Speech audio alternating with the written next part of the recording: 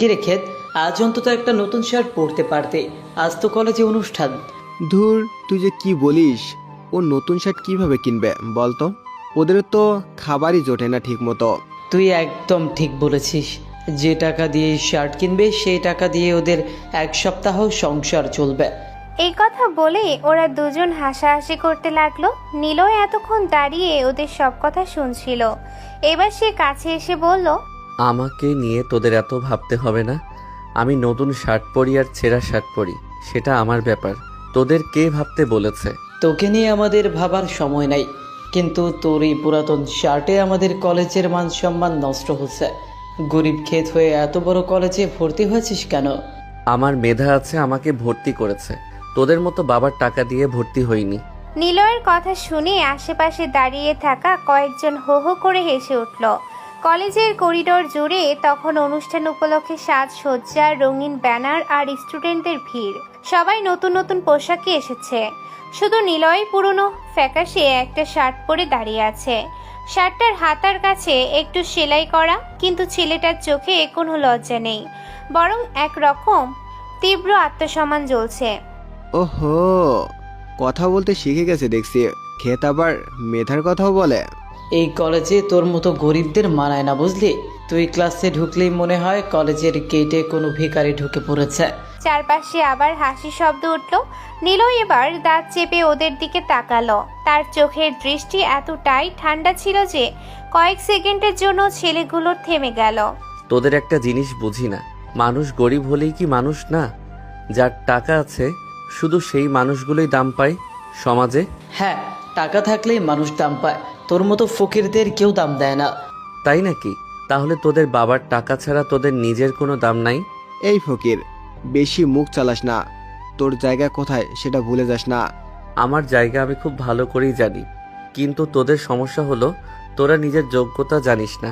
বাবার টাকায় ঘুরিস বলে নিজেকে রাজা ভাবিস। দেখ, বেশি বাড়াবাড়ি করিস না। এক চর মারলে এখানেই পড়ে যাবি। নীলয় শান্ত চোখে ওর হাতের দিকে তাকালো, তারপর ধীরে ধীরে হাতটা সরিয়ে দিল। হাত সরিয়ে কথা বল, কারণ আমি সম্মান দিতে জানি, কিন্তু অপমান সহ্য করতে জানি না। কি করবি তুই? মারবি? তো সাহস আছে? সাহস আছে বলেই তোদের সামনে মাথা নিচু করে দাঁড়াই না। ওদের মুখ মুহূর্তেই শক্ত হয়ে গেল। আশেপাশের কয়েকজন এবার ফিসফিস করতে লাগলো। ছেলেটা কিন্তু ভয় পায় না, গরিব হলেও আত্মসম্মান আছে। এই কলেজে থাকতে হলে স্টেটাস আগে বুঝবি। তোর মতো ক্ষেতদের এইখানে মানায় না। স্ট্যাটাস স্ট্যাটাস কাপড়ে থাকে না, মানুষের ব্যবহার আর যোগ্যতায় থাকে। তোর আবার যোগ্যতা কি? সেটা সময় বলবে। এই পুরনো শার্ট পরে অনুষ্ঠানে এসেছিস কেন? লজ্জা লাগে না? এই শার্টটা পুরনো হতে পারে, কিন্তু এটা আমার মায়ের কষ্টের টাকায় কেনা, তাই এটা আমার কাছে লাখ টাকার ব্র্যান্ডের থেকেও দামি। কথাটা শুনে আশেপাশে কয়েকজন চুপ হয়ে গেল, কিন্তু ছেলেগুলোর অহংকার কমলো না। নাটক কম কর। গরিবদের আবার ইমোশন। গরিবদের ইমোশন থাকে না, কষ্ট থাকে না, অপমান লাগে না? থাকলেও কারো কিচ্ছু যায় আসে না। একদিন আসবে যেদিন তোদের মতো মানুষ আমার সামনে দাঁড়ানোরও যোগ্যতা রাখবে না। তুই আমাদের সামনে? আগে নিজের ভাঙা সাইকেলটা ঠিক কর, তারপর বড় বড় স্বপ্ন দেখিস। নীলয় এবার আর কিছু বলল না, শুধু ওদের দিকে গভীরভাবে তাকিয়ে রইল। সেই দৃষ্টিতে এমন কিছু ছিল যেন সে মনে মনে ওদের প্রত্যেকটা অপমান হিসেব করে রাখছে। সঠিক তখনই কলেজের গেটে একটা দামি কালো গাড়ি এসে থামলো। সবাই তাকিয়ে গেল সেদিকে। গাড়ি থেকে নামলো কলেজের সবচেয়ে জনপ্রিয় আর ধনী মেয়ে, আখি চৌধুরী। সাদা ড্রেসে মেয়েটাকে একদম পরীর মতো লাগছে। তার পেছনে কয়েকজন মেয়ে ঘুরছে। আখি ভেতরে ঢুকতে ঢুকতে হঠাৎ থেমে গেল, কারণ দূর থেকে সে দেখলো কয়েকজন ছেলে নীলয়কে ঘিরে দাঁড়িয়ে আছে। আখি ব্রু কুঁচকে তাকালো। এদিকে ছেলেগুলো আবার নীলয়কে ধাক্কা দিয়ে বলল, চল এখান থেকে। তোর মতো খ্যাত আমাদের অনুষ্ঠানের সৌন্দর্য নষ্ট করছে।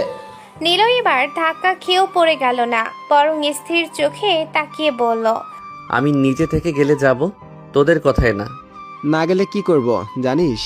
চেষ্টা করে দেখ।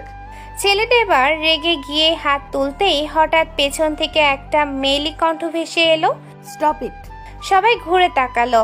আখি ধীরে ধীরে সামনে এসে দাঁড়ালো। তার চোখে স্পষ্ট বিরক্তি। কলেজে অনুষ্ঠান হচ্ছে নাকি রাস্তায় গুন্ডামি হচ্ছে? না মানে আয়রা, আমরা তো শুধু মজা করছিলাম। কাউকে অপমান করা তোদের কাছে মজা? নিলয় চুপচাপ দাঁড়িয়ে আছে।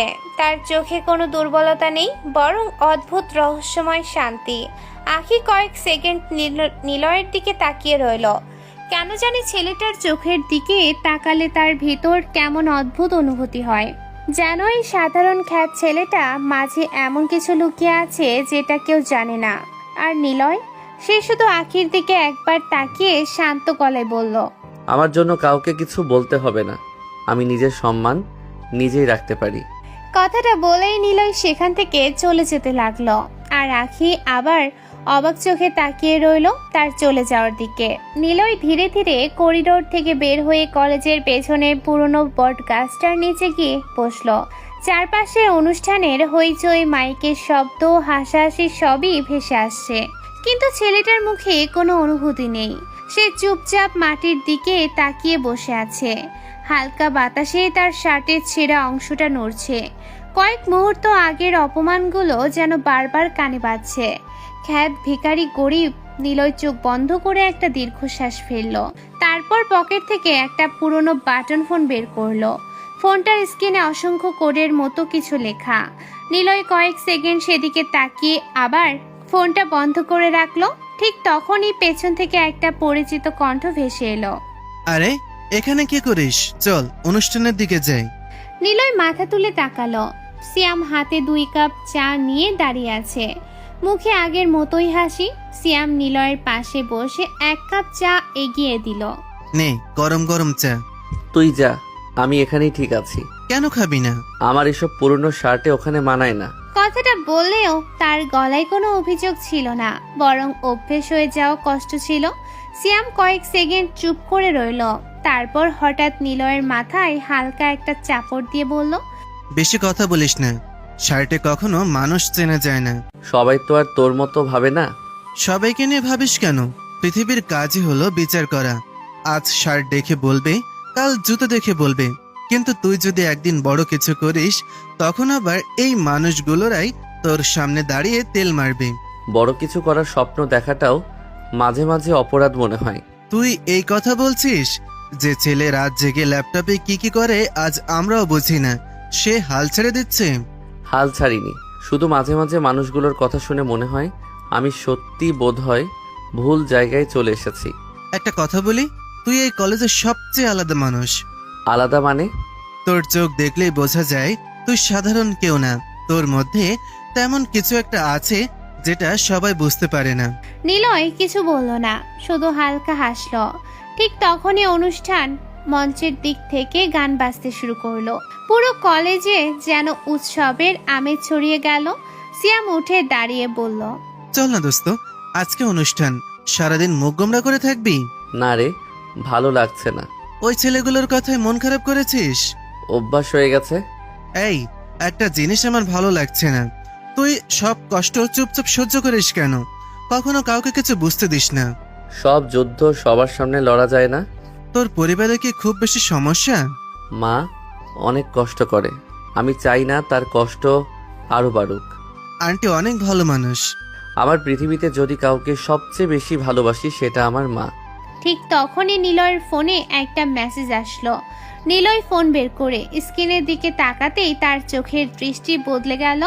কয়েক সেকেন্ড আগের শান্ত ছেলেটা যেন হঠাৎ অন্য কেউ হয়ে উঠল। স্ক্রিনে শুধু একটা লাইন ভেসে উঠেছে, টার্গেট ফেয়ারওয়েল অ্যাক্টিভেটেড। সিয়াম অবাক হয়ে বলল, কিরে এমন সিরিয়াস হয়ে গেলি কেন? কিছু না, ছোটখাটো কাজ। তুই আসলে কি করিস বলতো? মাঝে মাঝে তোরে দেখে ভয় লাগে। ভয় পাওয়ার কিছু নাই, আমি খুব সাধারণ মানুষ। তুই আর সাধারণ? মাঝে মাঝে এমন ভাবে কথা বলিস মনে হয় কোনো সিনেমার হিডেন বস। নিলয় এবার একটু জোরে হেসে উঠল, কিন্তু তার চোখের গভীরে অদ্ভুত রহস্য লুকিয়ে রইল। ঠিক তখনই দূর থেকে কয়েকটা মেয়ে হাঁটতে হাঁটতে এদিকে আসছিল।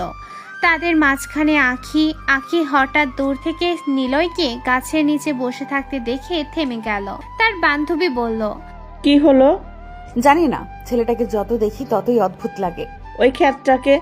কাউকে ছোট করে কথা বলিস না। মেয়েটা চুপ হয়ে গেল। আখি আবার দূর থেকে নিলয়ের দিকে তাকালো। ছেলেটা হাসছে, কিন্তু তার চোখে এমন এক গভীরতা যেন সে অনেক কিছুই লুকিয়ে রেখেছে। আর নিলয়, সে বুঝতেই পারল না দূরে দাঁড়িয়ে কেউ একজন নিঃশব্দে তাকে লক্ষ্য করেছে। কলেজের অনুষ্ঠান তখন পুরো জমে উঠেছে। চারপাশে রঙিন আলো, জোরে গান বাজছে, স্টেজে নাচ গান চলছে। স্টুডেন্টরা সবাই হইচই করছে, কেউ ছবি তুলছে, কেউ বন্ধুদের সাথে হাসাহাসি করছে। আর সবার ভিড় থেকে একটু দূরে বটগাছের নিচে শান্তভাবে বসে আছে নিলয়। তার হাতে একটা ছোট পুরনো ফোন। বাইরে থেকে দেখলে যে কেউ বলবে এটা সাধারণ একটা বাটন ফোন, কিন্তু বাস্তবে ফোনটার ভেতরে এমন কিছু সিস্টেম আছে যেটা কেউ কল্পনাও করতে পারবে না। সিয়াম পাশেই বসে চিপস খাচ্ছে। দোস্ত, তুই এইভাবে একা একা বসে অনুষ্ঠান দেখিস কিভাবে? আমার তো 5 মিনিটেই বোর লাগে। দূর থেকে মানুষ দেখতেই ভালো লাগে। তুই আসলেই অদ্ভুত। নিলয় কিছু বলল না, শুধু স্টেজের দিকে তাকিয়ে রইল। ঠিক তখনই আবার ফোনে টিং করে একটা মেসেজ আসলো। নিলয়ের চোখ মুহূর্তেই স্ক্রিনে চলে গেল। এই নাম্বারটা হ্যাক করতে হবে। লোকটা একদম ভালো না, ভালোর মুখোশ পরে থাকে। নিচে একটা নাম্বার পাঠানো। সিয়াম তখন অন্যদিকে তাকিয়েছিল, তাই কিছু খেয়াল করলো না। নিলয় কয়েক সেকেন্ড চুপ করে স্ক্রিনের দিকে তাকিয়ে রইল, তারপর খুব দ্রুত টাইপ করলো। হয়ে যাবে। মেসেজ সেন্ড হতেই তার চোখের দৃষ্টি বদলে গেল। কয়েক মুহূর্ত আগেও যে ছেলেটা সাধারণ কলেজ স্টুডেন্টের মতো বসেছিল, এখন তার চোখে ঠান্ডা হিসাবি ভাব। নিলয় ফোনটা হাতে নিয়ে খুব দ্রুত কিছু কোড টাইপ করতে লাগলো। তার আঙ্গুলগুলো এত দ্রুত চলছিল যেন এগুলো বহু বছরের অভ্যাস। সিয়াম পাশে বসেই বলল, কি করিস এতক্ষণ ফোনে? গেম খেলতেছি। এই বাটন ফোনে আবার গেম আছে নাকি? সবকিছু বাইরে থেকে কেমন লাগে, ভেতরে তেমন না। সিয়াম কিছু বুঝলো না, মাথা চুলকে আবার স্টেজের দিকে তাকালো। এদিকে নিলয়ের চোখ ফোনের স্ক্রিনে আটকে আছে। স্ক্রিনে দ্রুত বিভিন্ন কোড ভেসে উঠেছে। Accessing target, bypassing security, connected. Niloy ঠোঁটে হালকা হাসি ফুটলো। কয়েক সেকেন্ড পর আবার স্ক্রিনে উঠলো, ডিভাইস লিঙ্কিং সাকসেসফুলি। নিলয় খুব স্বাভাবিকভাবে অনুষ্ঠান দেখছে। বাইরে থেকে কেউ বুঝতেই পারবে না যে ছেলেটা একই সাথে একটা বড় অপারেশন চালাচ্ছে। স্টেজে তখন একদল মেয়ে নাচছে, সবাই হাততালি দিচ্ছে। সিয়াম উত্তেজিত হয়ে বলল, ওই দেখ, আখেরা উঠছে স্টেজে। পুরো কলেজ হঠাৎ চিৎকারে ভরে গেল। আখি সাদা ড্রেস পরে স্টেজে উঠতেই সবাই মুগ্ধ হয়ে তাকিয়ে রইল, যেন পুরো আলোটা শুধু তার উপরে এসে পড়েছে। কিন্তু নিলয়, সে মাত্র একবার তাকিয়ে আবার ফোনে চোখ দিল। স্ক্রিনে তখন টার্গেটের কল লগ, মেসেজ, লোকেশন সব ভেসে উঠেছে। নিলয় ঠান্ডা চোখে সব দেখছে। হঠাৎ তার চোখ একটা ফাইলের উপর আটকে গেল। ফাইলটার নাম দেখে তার ব্রু কুঁচকে গেল। Black list PDF. নিলয় ফাইলটা ওপেন করলো। ভেতরে কিছু তথ্য দেখতেই তার চোখ অন্ধকার হয়ে গেল। নিলয় মনে মনে বলল, লোকটা তো ভাবনার থেকেও বেশি নোংরা।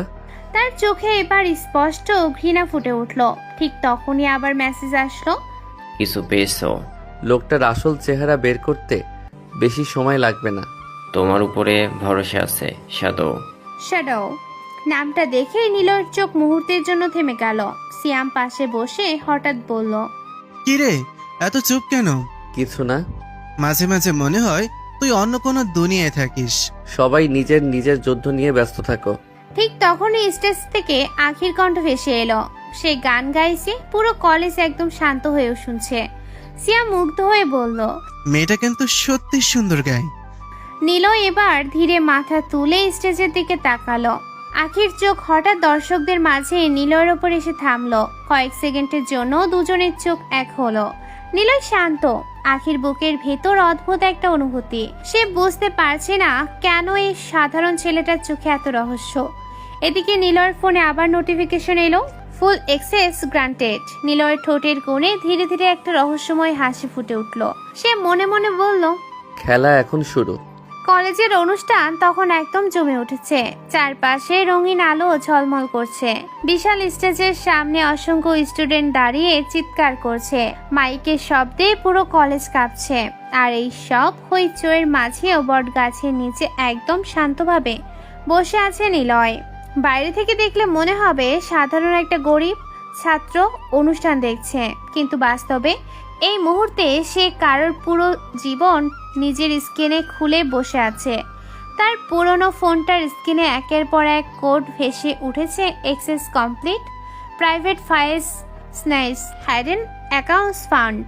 নিলয়ের আঙুলগুলো দ্রুত চলতে লাগলো। মাত্র কয়েক মিনিটের মধ্যে লোকটার call log, bank details, private ছবি, গোপন ভিডিও, ডিলের রেকর্ড সব তার সামনে চলে এলো। নিলয় ঠান্ডা চোখে স্ক্রিনের দিকে তাকিয়ে আছে। একটা ভিডিও ওপেন করতেই তার চোখ শুরু হয়ে গেল। ভিডিওতে দেখা যাচ্ছে লোকটা বাইরে থেকে সমাজসেবকের মুখোশ পরে থাকলেও গোপনে অনেক নোংরা কাজের সাথে জড়িত। নিলয় নিচু গলায় বলল, ভালো মানুষের অভিনয় বেশ ভালোই পারে। কাজ কত দূর? লোকটার পুরো মুখোশ খুলে গেছে। তুমি সত্যিই ভয়ঙ্কর শ্যাদো। নিলয় হালকা হাসলো। ভয়ঙ্কর এই শব্দটা সে বহুবার শুনেছে, কিন্তু কেউ জানে না এই শ্যাডো আসলে একটা কলেজের খ্যাত ছেলে, যার শার্টের সেলাইও খুলে যাচ্ছে। এদিকে স্টেজে তখন আখিদের নাচ শুরু হয়েছে। পুরো হল রুম একদম চিৎকারে ফেটে পড়েছে।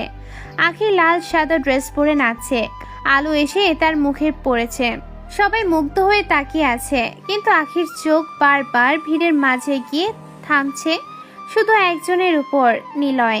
ছেলেটা অন্যদের মতো চিৎকার করছে না, ভিডিও করছে না, মুগ্ধ চোখে তাকিয়ে নেই, বরং শান্তভাবে বসে ফোনে কিছু করছে। আখির ব্রু কুঁচকে গেল। আখি মনে মনে বলল, আসলে তুমি কে? স্টেজে নাচতে নাচতেও সে বারবার নিলয়ের দিকে তাকাচ্ছে। এদিকে সিয়াম সব খেয়াল করে ফেলেছে। সে দুষ্টু হেসে নিলয়ের কানে কানে বলল, কিরে দোস্ত, কলেজ কুইন কিন্তু বারবার তোর দিকেই তাকাচ্ছে। তোর মাথা খারাপ? আর সত্যি আমি এতক্ষণ ধরে দেখছি। নিলয় হালকা হেসে আবার কোড টাইপ করতে লাগলো। স্ক্রিনে তখন উঠছে সিক্রেট ড্রাইভ ফাউন্ড। নিলয়ের চোখ চকচক করে উঠল। সে দ্রুত ড্রাইভ ওপেন করলো।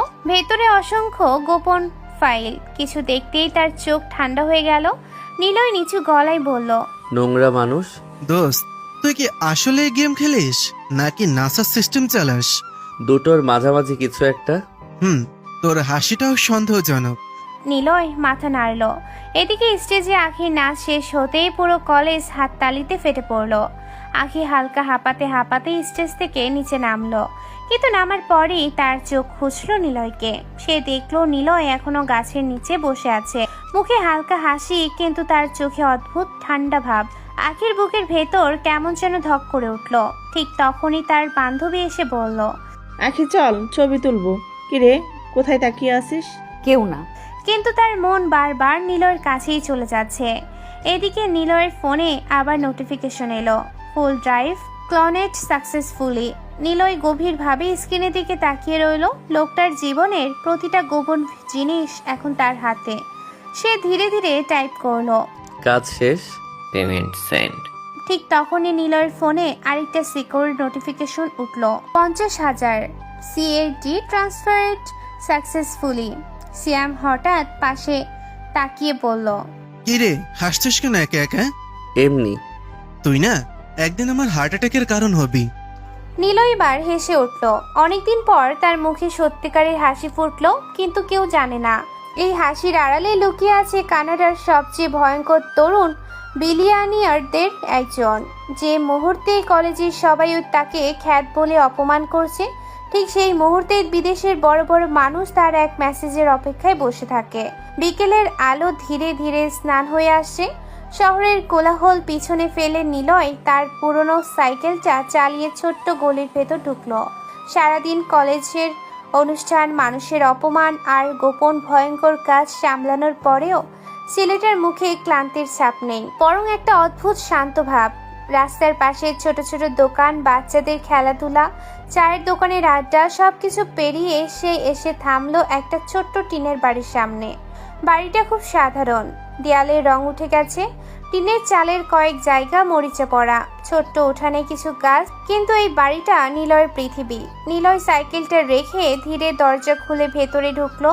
ভেতরে ঢুকতেই রান্নাঘর থেকে মায়ের কণ্ঠ ভেসে এলো, আয় বাবা, হাত মুখ ধুয়ে আয়, খেতে দেই। কথাটা শুনে নিলয়ের চোখ নরম হয়ে গেল।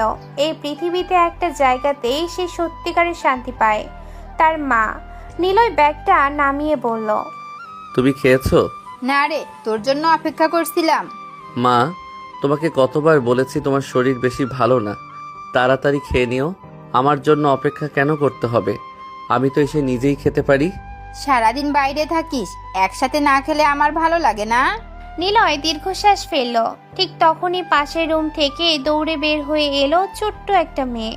তার বয়স বেশি না, চোখে চশমা, মুখ ভর্তি হাসি। সে নিলয়ের ছোট বোন নীলা। ভাইয়া, তুমি আসছো? বলেই সে দৌড়ে এসে নিলয়কে জড়িয়ে ধরলো। নিলয় হেসে ওর মাথায় হাত রাখলো। আমার পাগলি কি করতেছিল? তোমার জন্য অপেক্ষা করছিলাম। আমি কতবার মাকে বললাম খেয়ে ওষুধ খেয়ে নাও, আমার কথাই শোনে না ভাইয়া। মা, তুমি আবার ওষুধ খাওনি? খেয়ে নিতাম বাবা। না, তুমি খেতে না, প্রতিদিন একই কথা বলো। মা, তুমি যদি এরকম করো তাহলে কিন্তু আমি আর বাড়িতেই আসবো না। এই কথা মুখে আনিস না বাবা। না ভাইয়া, তুমি কোথাও যাবে না। তাহলে আমার কথা শুনতে হবে। আচ্ছা বাবা, কাল থেকে আমি ঠিক মতো খাবো। কাল থেকে না, আজ থেকে। হ্যাঁ মা, ভাইয়ার কথা শুনতে হবে। তোরা দুই ভাই বোন মিলে শুধু আমাকেই বকা দিস। কারণ তুমি ছাড়া আমাদের কেউ নাই। কথাটা শুনে মায়ের চোখ ভিজে উঠল। তিনি দ্রুত অন্যদিকে তাকালেন। নিলয় সব বুঝেও কিছু বলল না। তারপর হাত মুখ ধুয়ে এসে মাটিতে বিছানো ছোট্ট টেবিলের পাশে বসলো। মা ভাত বাড়তে লাগলেন। ডাল, আলু ভর্তা আর ডিম ভাজি, খুব সাধারণ খাবার, কিন্তু নিলয়ের কাছে পৃথিবীর সবচেয়ে শান্তির খাবার। নীলা পাশে বসে বকবক করেই যাচ্ছে। ভাইয়া জানো আজ স্কুলে কি হয়েছে? কি হয়েছে আমার পাগলিটার? একটা ছেলে আমাকে বলেছে আমি নাকি বেশি কথা বলি। সে একদম সত্যি বলছে। ভাইয়া! নীলার রাগ দেখাতেই সবাই হেসে উঠল। অনেকদিন পর ছোট্ট ঘরটার ভেতর হাসির শব্দ ভেসে উঠল, কিন্তু হাসির মাঝেও নিলয়ের চোখ মাঝে মাঝে মায়ের দিকে চলে যাচ্ছে। মুখটা আগের থেকে অনেক শুকিয়ে গেছে, কাশিটাও বেড়েছে। তার বুকের ভেতর অদ্ভুত কষ্ট জমল। খাওয়া শেষ হতেই নিলয় চুপচাপ নিজের রুমে চলে গেল। ছোট্ট একটা রুম, একটা পুরনো খাট, একটা টেবিল, আর কোনায় ঢেকে রাখা পুরনো একটা ডেস্কটপ। বাইরে থেকে দেখলে মনে হবে নষ্ট কম্পিউটার, কিন্তু বাস্তবে এটার ভেতরেও সিস্টেম দিয়ে পৃথিবীর বড় বড় কোম্পানির সার্ভারও কাঁপানো যায়। নিলয় দরজা লাগিয়ে ধীরে কাপড়ের কভারটা সরালো। সাথে সাথে মনিটরের নীল আলো পুরো রুম আলোকিত করে দিল। স্ক্রিন অন হতেই একের পর এক এনক্রিপ্টেড উইন্ডো ভেসে উঠল। ঠিক তখনই স্ক্রিনে একটা ভিডিও কল আসলো। নিলয় কয়েক সেকেন্ড চুপ থেকে কল রিসিভ করলো। সাথে সাথে ওপাশ থেকে ভারী গলা ভেসে উঠল। কাজ নিখুঁত হয়েছে শ্যাদো। আমি টাকা নেই কাজ নিখুঁত করার জন্য। পুরো কানাডা তোমাকে খুঁজে বেড়াচ্ছে জানো। নিলয় চেয়ারে হেলান দিয়ে চোখ বন্ধ করলো। তার ঠোঁটে ধীরে ধীরে রহস্যময় হাসি ফুটল। খুঁজতে দাও, যতদিন শ্যাডো ছায়ার আড়ালে আছে ততদিন কেউ কিছুই জানতে পারবে না।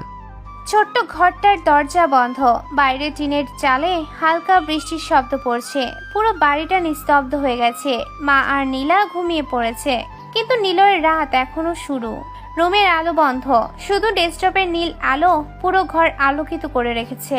নিলয় চুপচাপ চেয়ারে বসে দ্রুত কাজ করছে। তার চোখে সে পরিচিত ঠান্ডা মনোযোগ।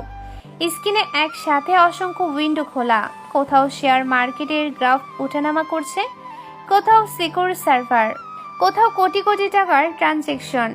এই ছোট্ট টিনের ঘরে বসে থাকা ছেলেটাই যে কানাডার বড় বড় কোম্পানির মালিক, এটা কেউ বিশ্বাসই করবে না। নিলয় কিবোর্ডে দ্রুত টাইপ করতে লাগলো। ট্রান্সফার অ্যাপ্রুভ, স্কাইপো সিকিউরিটি বাইপাস অ্যাক্টিভ। তার ঠোঁটের কোণে হালকা হাসি ফুটল। ঠিক তখনই স্ক্রিনের পাশে রাখা সিকিউর ফোনটা বেজে উঠল। স্ক্রিনে ভেসে উঠল ড্যানিয়েল সার্টার। নিলয় ফোনের দিকে তাকিয়ে কয়েক সেকেন্ড চুপ রইল, তারপর কল রিসিভ করলো। কি ব্যাপার, এখন হঠাৎ ফোন দিলে কেন? স্যার, আপনার আসার প্রয়োজন ছিল। কেন? কিছু বড় কাজ আটকে আছে আপনার জন্য। আপনি না আসলে অনেক টাকা লস হয়ে যাবে। তাতে কি সমস্যা? কানাডার টপ বিলিয়নিয়ার আমি, সামান্য টাকা লস গেলে আমার তাতে কিচ্ছু হবে না। কিন্তু স্যার, এটা সামান্য না, কয়েকশো মিলিয়নের প্রজেক্ট। নিলয় জানালার দিকে তাকালো। বাইরে অন্ধকার রাত, তার চোখের কোনো আগ্রহ নেই। টাকা জীবনের সবকিছু না ড্যানিয়েল। ড্যানিয়েল অবাক হয়ে গেল, কারণ এই মানুষটার মাথা থেকে পৃথিবীর সবচেয়ে বড় বড় বিজনেস আইডিয়া বের হয়। যে চাইলে কয়েক মিনিটে কোটি কোটি ডলার আয় করতে পারে। সেই মানুষটাই টাকার প্রতি সবচেয়ে উদাসীন। ড্যানিয়েল আবার বলল, তবুও যদি আসতেন স্যার। আমার সময় হবে না। কোটি টাকা লস গেলেও আমার কিছু করার নেই। ড্যানিয়েল চুপ করে গেল। কয়েক সেকেন্ড নীরবতার পর সে নিচু গলায় বলল, পুরো বোর্ড আপনার অপেক্ষায় আছে স্যার। আপনি শুধু একবার আপনার নির্দেশ চায়। তারা নিজেদের সিদ্ধান্ত নিজে নিতে শিখুক। আপনি জানেন পুরো কানাডায় বিজনেস ওয়ার্ল্ডে আপনাকে ঘোস্ট বিলিনিয়ার বলে ডাকে। নিলয় মুচকি হাসল। গোস্ট বিলিয়নিয়ার নামটা শুনে তার চোখে অদ্ভুত ঝিলিক ফুটল। কারণ সত্যি কেউ জানে না এই বিলিয়নিয়ার আসলে কে। কেউ তার আসল চেহারা দেখেনি, কেউ জানে না সে কোথায় থাকে। সবাই শুধু জানে ছায়ার আড়ালে থাকা একজন মানুষ পুরো বাজার নিয়ন্ত্রণ করে। নিলয় নিচু গলায় বলল, মানুষ যত কম জানবে তত ভালো। স্যার, মিডিয়া আবার আপনাকে নিয়ে নিউজ করছে। কি বলছে? সবাই জানতে চাইছে কানাডায় সবচেয়ে কম বয়সী মিলেনিয়ার আসলে কে। অনেকে বলছে আপনি নাকি কোনো রাজ পরিবারের ছেলে। রাজ পরিবার? তার চোখের সামনে ভেসে উঠল টিনের ছোট্ট ঘর, মায়ের কাশির শব্দ, পুরনো শার্ট, ভাঙা সাইকেল। নিলয় নিচু গলায় বলল, যদি তারা জানতো তাদের সেই বিলিয়নিয়ার একটা টিনের ঘরে থাকে। ড্যানিয়েল চুপ, কারণ সে জানে তার বস কেমন জীবন কাটায়। 1000 কোটি টাকার মালিক হয়েও সাধারণ মানুষের মতো জীবন। ড্যানিয়েল আবার বলল, স্যার, একটা কথা বলি। বলো। আপনি চাইলে পুরো পৃথিবীর সবচাইতে বিলাসবহুল জীবন কাটাতে পারেন, তাহলে নিজেকে এভাবে লুকিয়ে রাখেন কেন? নিলয় কিছুক্ষণ চুপ করে রইল। তার চোখ ধীরে ধীরে কঠিন হয়ে উঠল। কারণ টাকা মানুষকে চেনায় না, টাকা মানুষকে বদলে দেয়। আমি মানুষের আসল চেহারা দেখতে ভালোবাসি। তারা আমাকে খ্যাত ভেবে যেভাবে অপমান করে সেটা আমার কাছে অনেক দামি। আপনি এসব সহ্য করেন কিভাবে? কারণ আমি জানি একদিন সত্যিটা জানলে ওই মানুষগুলোর চোখের ভাষা কেমন হবে। কথাটা শুনে ওপাশ একজন একদম চুপ হয়ে গেল। ঠিক তখনই নিলয় রুমের বাইরে মায়ের কাশির শব্দ ভেসে এলো। নিলয়ের মুখ মুহূর্তেই বদলে গেল। সব ঠান্ডা ভাব মিলিয়ে গিয়ে চোখে চিন্তা ফুটে উঠল। সে তাড়াতাড়ি উঠে দরজার দিকে তাকালো। ড্যানিয়েল বলল, স্যার। পরে কথা হবে। কল কেটে দিয়ে সে দ্রুত দরজা খুলে বাইরে বের হয়ে গেল। দেখলো মা দেয়াল ধরে দাঁড়িয়ে কাশছে। নিলয়ের বুক কেঁপে উঠল।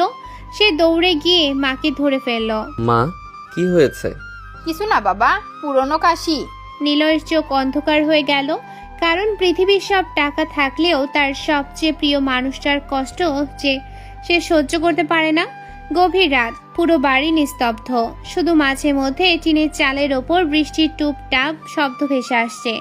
নিলয় মাকে ধরে ধীরে ধীরে খাটে বসালো। মায়ের কাশি এখনো পুরোপুরি থামেনি।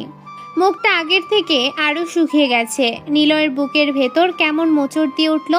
এই পৃথিবীতে সে 1000 মানুষের সিস্টেম ভেঙে ফেলতে পারে, কোটি কোটি টাকা নিয়ন্ত্রণ করতে পারে, কিন্তু নিজের মায়ের কষ্ট দেখলে সে একদম অসহায় হয়ে যায়। নীলাও ঘুম থেকে উঠে চোখ মুছতে মুছতে এসে দাঁড়ালো। কি হয়েছে মা? কিছু না রে মা, সামান্য কাশি। নিলয় গম্ভীর চোখে মায়ের দিকে তাকিয়ে রইল। তারপর শান্ত কিন্তু শক্ত গলায় বলল, মা, কাল সকালবেলা রেডি হয়ে থাকবে, তোমাকে ডাক্তার দেখাবো। না বাবা, দরকার নেই, এটা ঠিক হয়ে যাবে। অসুখ কখনো একা একা ঠিক হয় না মা। অসুখের জন্য ডাক্তার দেখানো জরুরি। শুধু শুধু ঝামেলার কি দরকার? অনেকগুলো টাকা লাগবে। কথাটা শুনে নিলয়ের বুকের ভেতর কষ্ট জমল। তার মা এখনো জানে না যে টাকার চিন্তায় তিনি রাত জেগে থাকেন। সেই টাকা নিলয়ের কাছে সংখ্যার মতো, কিন্তু নিলয় কিছুই প্রকাশ করল না। সে ধীরে মায়ের পাশে বসে হাত রাখল। শোনো, তোমাকে টাকা নিয়ে চিন্তা করতে হবে না, সেই ব্যবস্থা আমি করব। এত টাকা কোথায় পাবি বাবা? বললাম না, তোমার টাকার চিন্তা করা লাগবে না। তুমি শুধু সকালে রেডি হয়ে থেকো। তুই সারাদিন পড়াশোনা করিস, আবার টিউশনি করিস। আমি চাই না আমার জন্য তুই কষ্ট কর। তুমি আমার জন্য সারা জীবন কষ্ট করেছো, এখন আমার পালা। কথাটা শুনে মায়ের চোখ ভিজে উঠল। তিনি মুখ ঘুরিয়ে ফেললেন যাতে ছেলে দেখতে না পায়, কিন্তু নিলয় সবই বুঝলো। নীলা হঠাৎ এসে মায়ের কোল জড়িয়ে ধরলো। মা, তুমি ডাক্তার দেখাও না প্লিজ। তোমার কিছু হলে আমি আর ভাইয়া একদম একা হয়ে যাব। ধুর পাগলি, আমার কিচ্ছু হবে না। নিলয় চুপচাপ দাঁড়িয়ে তাদের দেখছে, তার চোখের ভেতর অদ্ভুত গভীরতা। এই ছোট্ট পরিবারটাই তার পুরো পৃথিবী। এই মানুষগুলোর জন্যই সে এত কিছু করে। ঠিক তখনই নিলয়ের ফোন ভাইব্রেট করলো। সে স্ক্রিনের দিকে তাকিয়ে দেখলো সিকিউর ট্রান্সফার কমপ্লিটেড অ্যাকাউন্ট 2 কোটি সেন্ট। নিলয় দ্রুত ফোনটা লক করে ফেললো। মা কিছু খেয়াল করেনি, কিন্তু নীলা হঠাৎ বলল, ভাইয়া তুমি সব সময় ফোন লুকাও কেন? কারণ আমার ফোনে অনেক সিক্রেট আছে। গার্লফ্রেন্ডের ছবি আছে? আমার ছেলে আবার প্রেমও করে নাকি? তোমরা দুইজন মিলে শুধু আমার পিছে লাগো। আচ্ছা ভাইয়া, তোমার বউ কেমন হবে? জানি না, সুন্দরী? মানুষের মন সুন্দর হলেই হয়। মা মুগ্ধ চোখে ছেলের দিকে তাকিয়ে রইলেন। গরিব ঘরের ছেলে হলেও তার চিন্তা ভাবনা কত আলাদা। কিন্তু তারা কেউ জানে না এই সাধারণ ছেলেটার এক কথায় বিদেশের বড় বড় কোম্পানি কেঁপে ওঠে। ঠিক তখনই বাইরে বিদ্যুৎ চমকালো। ঘরটায় এক মুহূর্তের জন্য আলোয় ভরে উঠল। সে আলোয় নিলয়ের মুখে অদ্ভুত রহস্যময় ছায়া ফুটে উঠল। মা ধীরে বললেন, একটা কথা বলি বাবা। বলো। তুই অনেক বদলে গেছিস। ছোটবেলায় তুই খুব চঞ্চল ছিলি, এখন সারাক্ষণ কি যেন ভাবিস। বড় হলে মানুষ বদলায় মা। ছেলে চোখের দিকে তাকিয়ে রইলেন। কেন জানি তার মনে হয় তার ছেলে অনেক বড় কোনো কষ্ট নিজের ভেতরে লুকিয়ে রেখেছে। কিন্তু তিনি আর কিছু বলেন না। নিলয় উঠে দাঁড়ালো। এখন সবাই ঘুমাও, সকালে হাসপাতালে যাব। সরকারি হাসপাতালে গেলেই হবে বাবা, বেশি টাকা খরচ করার দরকার নাই। আমার মায়ের জন্য কত টাকা খরচ হলো সেটা আমি কখনো হিসাব করি না। কথাটা শুনে মার কথা বলতে পারলেন না। নিলয় ধীরে নিজের রুমে চলে গেল। রুমে ঢুকে দরজা লাগিয়ে দিল। তারপর টেবিলের সামনে বসে চোখ বন্ধ করলো। কয়েক সেকেন্ড পর ধীরে ফোন বের করলো। একটা নাম্বারে কল দিল। ওপাশ থেকে সাথে সাথেই ভদ্র গলা ভেসে এলো, ইয়েস বস। কাল সকাল 10টার মধ্যে শহরের সবচেয়ে ভালো ডাক্তার আর প্রাইভেট কেবিন রেডি চাই। ডন বস। আর একটা কথা, যেই হাসপাতাল হোক আমার পরিচয় যেন কেউ না জানতে পারে। ওপাশ নিঃশব্দ, কারণ সবাই জানে শ্যাডো নিজের পরিচয় লুকানোর ব্যাপারে কতটা ভয়ঙ্কর। পরের দিন সকাল ভোরে নরম আলো ধীরে ধীরে ছোট্ট টিনের ঘরটাকে আলোকিত করেছে। বাইরে পাখির ডাক, দূরে মসজিদ থেকে কোরআন তেলাওয়াতের শব্দ ভেসে আসছে। নিলয় খুব সকালে ঘুম থেকে উঠে গেছে। রাতে প্রায় ঘুমায়নি সে। বারবার শুধু মায়ের কাশি শব্দ কানে বাজছিল। সেই চুপচাপ রান্নাঘরে গিয়ে চা বানাতে লাগলো। ঠিক তখনই নীলা ঘুম জড়ানো চোখে বের হয়ে গেল। ভাইয়া তুমি এত সকালে উঠেছো কেন? আজকে তো মাকে ডাক্তার দেখাতে নিয়ে যাব। মা কি খুব অসুস্থ? কিছু হবে না ইনশাল্লাহ। কিন্তু তার নিজের মনেই ভয় কাজ করছে। ঠিক তখনই মা রুম থেকে বের হলেন। সাধারণ একটা শাড়ি পরা, মুখে ক্লান্তি স্পষ্ট, তবুও তিনি জোর করে হাসলেন। এত সকালে সবাই উঠে পড়েছিস কেন? আজকে কিন্তু কোনো কথা শুনবো না, ডাক্তার দেখাতেই হবে। আচ্ছা বাবা, যাব। কিছুক্ষণ পর সবাই একসাথে নাস্তা করলো। নিলয় খাওয়ার সময় বারবার মায়ের দিকে তাকাচ্ছে। কাশিটা এখনো আছে, শ্বাস নিতেও কষ্ট হচ্ছে। নিলয়ের চোখ অন্ধকার হয়ে গেল। সে মনে মনে বলল, পৃথিবীর সব টাকা থাকলেও মায়ের কষ্ট কেন থামাতে পারি না। খাওয়া শেষ করে নিলয় মাকে নিয়ে বের হলো। পুরনো সাইকেলটা দেখে মা বললেন, বাবা রিক্সা নিলে হতো না? তুমি বসো, আমি ধীরে চালাবো। ভাইয়া মাকে সাবধানে নিও। নিলয় হেসে মাথা নাড়ল। তারপর মাকে নিয়ে রাস্তায় বের হয়ে গেল। রাস্তার মানুষগুলো সাধারণভাবেই তাকাচ্ছে।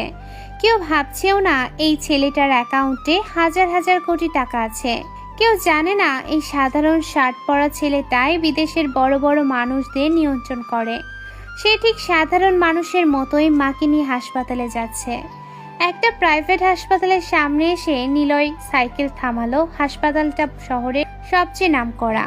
বড় বড় ব্যবসায়ী, রাজনীতিবিদরা এখানে চিকিৎসা করায়। মা হাসপাতালের দিকে তাকিয়ে ভয় পেয়ে গেলেন। এই হাসপাতালে কেন আনলি বাবা? এখানে তো অনেক টাকা লাগবে। তুমি শুধু চিকিৎসা করাও, বাকি সব আমি দেখব। মা কিছু বলতে গিয়েও চুপ হয়ে গেলেন। হাসপাতালে ঢুকতেই কয়েকজন স্টাফ নিলয়ের দিকে তাকালো। সাধারণ শার্ট পরা একটা ছেলে তার মাকে ধরে নিয়ে এসেছে। ছেলে দেখে মনে হবে নিম্ন মধ্যবিত্ত পরিবার। রিসেপশনের মেয়ে একটু বিরক্ত গলায় বলল, কি সমস্যা? কাশি আর শ্বাসকষ্ট, ডাক্তার দেখাতে চাই। মেয়েটা কিছু ফর্ম এগিয়ে দিল। নিলয় সব পূরণ করতে লাগলো। ঠিক তখনই দূরে দাঁড়িয়ে থাকা হাসপাতালের ডিরেক্টর ফোনে মেসেজ পেল। মেসেজে শুধু লেখা, VIP patent arrived, identity must remain hidden. ডিরেক্টরের মুখ মুহূর্তেই বদলে গেল, কারণ সে জানে এই কোড কার জন্য আসে। তার বুক ধক করে উঠল। সে দূর থেকে নিলয়ের দিকে তাকালো। সাধারণ পোশাক, পুরনো স্যান্ডেল, চোখে শান্ত ভাব, কিন্তু ডিরেক্টরের কপালে ঘাম জমে গেল, কারণ সে জানে এই ছেলেটা চাইলে পুরো হাসপাতাল কিনে ফেলতে পারবে। তবুও সে দ্রুত নিজেকে সামলে নিল, নিলয় যেন কিছু বুঝতে না পারে। এদিকে মা ধীরে বললেন, বাবা, এত বড় হাসপাতালে আসা ঠিক হয়নি। তুমি শুধু বসো মা। কিছুক্ষণ পর ডাক্তার ডাকলো। ডাক্তারের কেবিনে ঢুকতেই ডাক্তার মায়ের রিপোর্ট দেখতে লাগলেন। কতদিন ধরে কাশি? অনেক দিন। কিন্তু আমাকে ঠিকভাবে বলেনি। অসুখ লুকিয়ে রাখলে তো হবে না। মা ছোট্ট বাচ্চাদের মতো চুপ করে বসে রইলেন। ডাক্তার চেক আপ করতে লাগলেন। স্টেথোস্কোপ নিয়ে শ্বাস শুনলেন, কিছু প্রশ্ন করলেন, তারপর কপাল কুঁচকে বললেন, কিছু টেস্ট করতে হবে। সিরিয়াস কিছু? রিপোর্ট না দেখে কিছু বলা যাবে না। এই টেস্টের দরকার নাই বাবা। দরকার আছে। তার গলায় এমন দৃঢ়তা ছিল যে মা আর কিছু বলতে পারলে না। টেস্টের জন্য নিয়ে যাওয়া হলো। রক্ত পরীক্ষা, এক্স-রে, আরও কিছু টেস্ট। পুরো সময়টা নিলয় মায়ের পাশেই ছিল। একবারও বিরক্ত হয়নি, বরং মাকে ছোট্ট বাচ্চার মতো সামলাচ্ছিল। হাসপাতালের স্টাফরা অবাক হয়ে দেখছিল, এত সাধারণ একটা ছেলে, কিন্তু তার চোখে মুখে অদ্ভুত ব্যক্তিত্ব। এদিকে হাসপাতালের ডিরেক্টর বারবার দূর থেকে নিলয়কে দেখছে। তার স্টাফ নিচু গলায় বলল, স্যার, উনি কি সত্যিই? চুপ, নাম মুখে আনবে না। স্টাফ ভয় পেয়ে গেল। ডিরেক্টরের চোখে স্পষ্ট টেনশন, কারণ পুরো কানাডার বিজনেস ওয়ার্ল্ড যার নাম শুনে ভয় পায়, সে আজ সাধারণ মানুষের মতো নিজের মাকে নিয়ে হাসপাতালে বসে আছে। হাসপাতালের করিডোর জুড়ে তখন মানুষের ভিড়। কেউ রিপোর্ট হাতে দৌড়াচ্ছে, কেউ ডাক্তার খুঁজছে, কেউ আবার চিন্তিত মুখে বসে আছে। আর সেই ভিড়ের মাঝেই এক কোণায় চুপচাপ বসে আছে নিলয়। তার পাশে মা, মায়ের হাতে টেস্টের স্লিপ, চোখে মুখে ভয় আর অস্বস্তি। মাঝে মাঝেই তিনি বলছেন, বাবা, এত টেস্ট করানোর কি দরকার ছিল? দরকার ছিল বলেই করিয়েছি। কত টাকা খরচ হলো কে জানে? আবার টাকা নিয়ে চিন্তা? মা চুপ করে গেলেন, কারণ ছেলের চোখে এখন এমন এক জেদ যেটার সামনে তিনি কিছু বলতে পারেন না। এদিকে হাসপাতালের স্টাফরা বারবার আর চোখে নিলয়ের দিকে তাকাচ্ছে। সাধারণ একটা ছেলে, সস্তা শার্ট, পুরনো স্যান্ডেল, কিন্তু হাসপাতালের ডিরেক্টর নিজে বারবার খোঁজ নিচ্ছে। এটা সবার কাছে অদ্ভুত লাগছে। একজন নার্স নিচু গলায় আরেকজনকে বলল, ছেলেটা কে রে? দেখতে তো সাধারণই লাগছে। দূরে দাঁড়িয়ে থাকা ডিরেক্টর কথাটা শুনে গম্ভীর হয়ে গেল। সে নিচু গলায় বলল, পৃথিবীর সবচাইতে ভয়ঙ্কর মানুষগুলো দেখতে সবচেয়ে সাধারণ হয়। নার্স কিছুই বুঝল না। এদিকে নিলয় চুপচাপ বসে ফোনে কিছু দেখছে। স্ক্রিনে কোটি কোটি টাকার শেয়ার মার্কেট ওঠানামা করছে। একটা মেসেজ ভেসে উঠল, এনক্রিপ্টেড ডিল অ্যাপ্রুভ। নিলয় কোনো আগ্রহই দেখালো না। সে শুধু একবার মায়ের দিকে তাকালো। তার কাছে এই মুহূর্তে পৃথিবীর সব ব্যবসার চেয়ে মায়ের রিপোর্ট বেশি গুরুত্বপূর্ণ। ঠিক তখনই একজন নার্স এসে বলল, রিপোর্ট চলে এসেছে, ডাক্তার ডাকছেন। নিলয়ের বুক ধক করে উঠল। সে মাকে ধীরে ধরে ডাক্তার রুমের দিকে নিয়ে গেল। ডাক্তারের কেবিনে ঢুকতেই ডাক্তার রিপোর্টগুলো মনোযোগ দিয়ে দেখতে লাগলেন। কেবিনের ভেতর একদম নীরবতা।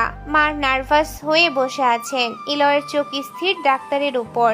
কিছুক্ষণ পর ডাক্তার চশমা খুলে বললেন, ভয় পাওয়ার মতো কিছু না। নিলয় ধীরে শ্বাস ছাড়ল। মায়ের মুখেও স্বস্তি ফুটে উঠল। ডাক্তার আবারও বললেন, অনেক দিনের অবহেলার কারণে বুকে ইনফেকশন হয়েছে, শরীরও অনেক দুর্বল। নিলয়ের চোখ সাথে সাথে মায়ের দিকে গেল। মা মাথা নিচু করে বসে আছেন। ডাক্তার একটু কড়া গলায় বললেন, নিজের শরীরের প্রতি এত অবহেলা করলে চলবে? সংসারের চিন্তায় সময় পাই না ডাক্তার সাহেব। ডাক্তার দীর্ঘশ্বাস ফেললেন। তারপর প্রেসক্রিপশন লিখতে লিখতে বললেন, নিয়ম করে ঔষধ খেতে হবে, সময় মতো খাবার খেতে হবে, বিশ্রাম নিতে হবে, আর টেনশন কম করতে হবে। সেটা আমি দেখব। 1 মাস ঠিকভাবে চললে অনেকটাই ভালো হয়ে যাবে ইনশাল্লাহ। আলহামদুলিল্লাহ। নিলয়ের বুক থেকেও যেন বিশাল একটা পাথর নেমে গেল। সে শান্ত গলায় বলল, থ্যাংক ইউ ডাক্তার। ডাক্তার নিলয়ের দিকে কয়েক সেকেন্ড তাকিয়ে রইলেন। ছেলেটার চোখে অদ্ভুত নীরবতা। সাধারণ কোনো ছেলে না এটা তিনি বুঝতে পারছেন, কিন্তু কিছু বললেন না। বাইরে বের হতেই মা আবার শুরু করলেন, বাবা এত টাকা খরচ হলো? তুমি কি সারা জীবন শুধু টাকা নিয়েই ভাববে? তুমি সুস্থ থাকলেই আমার সব ঠিক আছে। কথাটা শুনে মায়ের চোখ আবারও ভিজে উঠল। তিনি ধীরে ছেলের মাথায় হাত রাখলেন। আল্লাহ তোকে সুখে রাখুক বাবা। নিলয় হেসে ফেলল। যে ছেলে চাইলে পুরো পৃথিবী কিনে নিতে পারে, সে শুধু মায়ের দোয়াতেই শান্তি খুঁজে পায়। শুধু ওষুধ নিয়ে তারা হাসপাতাল থেকে বের হয়ে এলো। হাসপাতালের ডিরেক্টর দূর থেকে দাঁড়িয়ে দেখছিল। নিলয় বের হওয়ার সময় শুধু একবার তার দিকে তাকালো। সে এক নজরে ডিরেক্টরের বুক কেঁপে উঠল, কারণ সেই চোখে ছিল ভয়ঙ্কর ঠান্ডা ক্ষমতা। কিন্তু পর মুহূর্তেই নিলয় আবার সাধারণ ছেলের মতো মায়ের হাত ধরে হাঁটতে লাগলো। বাইরে এসে মা বললেন, রিক্সা নিয়ে চল বাবা, তুই অনেক ক্লান্ত। তুমি বসো, আজকে সাইকেলেই যাব। মা অবাক হয়ে তাকালেন। নিলয় সাধারণত টাকা বাঁচানোর জন্য হাঁটতেই বেশি পছন্দ করে, কিন্তু তিনি কিছু বললেন না। সাইকেল বসে মা চারপাশ দেখতে লাগলেন। নিলয় চুপচাপ বসে আছে। হঠাৎ মা নিচু গলায় বললেন, একটা কথা বলি বাবা? বলো। তুই অনেক কষ্ট করিস না? কষ্ট না করলে মানুষ বড় হয় না মা। কিন্তু আমি চাই না তুই নিজের জীবনটা শুধু আমাদের জন্য শেষ করে দিস। আমার জীবন তো তোমাদের দিয়েই শুরু। সাইকেল ধীরে ধীরে ছোট্ট গলির দিকে ঢুকে গেল, আর দূরে আকাশে কালো মেঘ জমতে লাগলো। যেন খুব শীঘ্রই নিলয়ের জীবনে বড় কোনো ঝড় আসতে চলেছে। বিকেলের শেষ আলো ধীরে ধীরে মিলিয়ে যাচ্ছে। আকাশে হালকা মেঘ জমেছে। ছোট্ট গলিটা পেরিয়ে সাইকেল এসে থামলো নিলয়দের টিনের বাড়ির সামনে। নিলয় আগে নেমে মাকে সাবধানে নামতে সাহায্য করলো। মা হালকা বিরক্ত গলায় বললেন, আমি এত বুড়ো হই নাই যে নামতে সাহায্য লাগবে। তুমি আমার কাছে সব সময় ছোট বাচ্চাই থাকবে।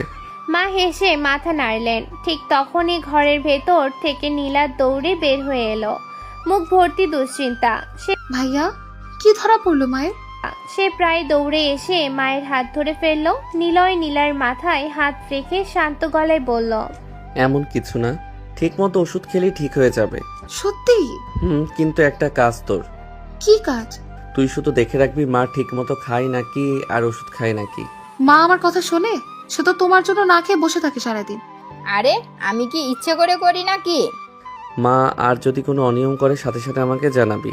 ঠিক আছে ভাইয়া, আমি এখন থেকে মায়ের বডিগার্ড। নিলয় হেসে ফেলল। অনেকদিন পর এই ছোট্ট পরিবারটার মুখে একটু শান্তি ফিরেছে। ঘরে ঢুকতেই মা ধীরে খাটে বসে পড়লেন। হাসপাতালে যাওয়া, টেস্ট সব মিলিয়ে তিনি অনেক ক্লান্ত। নিলয় ব্যাগ থেকে ওষুধ বের করে টেবিলে সাজাতে লাগলো। তার চোখে এখন একদম অন্যরকম যত্ন। যে ছেলে বিদেশের কোটি কোটি টাকার ডিল কয়েক মিনিটে সামলায়, সে এখন মন দিয়ে মায়ের ওষুধের সময় লিখছে। নীলা অবাক হয়ে বলল, ভাইয়া তুমি ডাক্তারদের থেকেও বেশি সিরিয়াস। কারণ রোগীটা আমার মা। কথাটা শুনে মা চুপ করে ছেলের দিকে তাকিয়ে রইলেন। তার বুকের ভেতর কেমন অদ্ভুত শান্তি লাগছে। গরিব সংসার, হাজার কষ্ট, তবুও ছেলেটা কখনো বিরক্ত হয় না। হঠাৎ মা নিচু গলায় বললেন, আজ তোর কলেজ গেলি না? না। আমার জন্য? আমার মা অসুস্থ আর আমি কলেজে গিয়ে বসে থাকবো? আল্লাহ তোকে অনেক বড় করুক বাবা। নিলয় এক মুহূর্তের জন্য চুপ হয়ে গেল। অনেক বড়। যদি মা জানতেন তার ছেলে ইতিমধ্যে পৃথিবীর অনেক বড় মানুষদের একজন। কিন্তু নিলয় শুধু মুচকি হাসলো। সন্ধ্যা নামতেই নীলা পড়তে বসলো। মা ওষুধ খেয়ে শুয়ে পড়লেন, আর নিলয় সে চুপচাপ নিজের ছোট্ট রুমে ঢুকে দরজা লাগিয়ে দিল। বাইরে থেকে এই রুমটা অসাধারণ, কিন্তু ভেতরে ঢুকলে যেন অন্য জগৎ। টেবিলের ওপর কয়েকটা মনিটর, এনক্রিপ্টেড সিস্টেম, বিশেষ সার্ভার লাইন। নিলয় চেয়ার টেনে বসতে স্ক্রিনগুলো একে একে জ্বলে উঠল। ঠিক তখনই সিকিউর নেটওয়ার্ক একটা নক আসলো। Shadow private server incoming request. নিলয়ের চোখ ঠান্ডা হয়ে গেল। সে রিকোয়েস্ট ওপেন করলো। স্ক্রিনে একটা এনক্রিপ্টেড প্যাসেজ ভেসে উঠল। জরুরি কাজ, একটা আইডি হ্যাক করতে হবে। নিচে একটা সোশ্যাল মিডিয়া আইডি আর কিছু তথ্য দেওয়া। নিলয় ধীরে টাইপ করলো।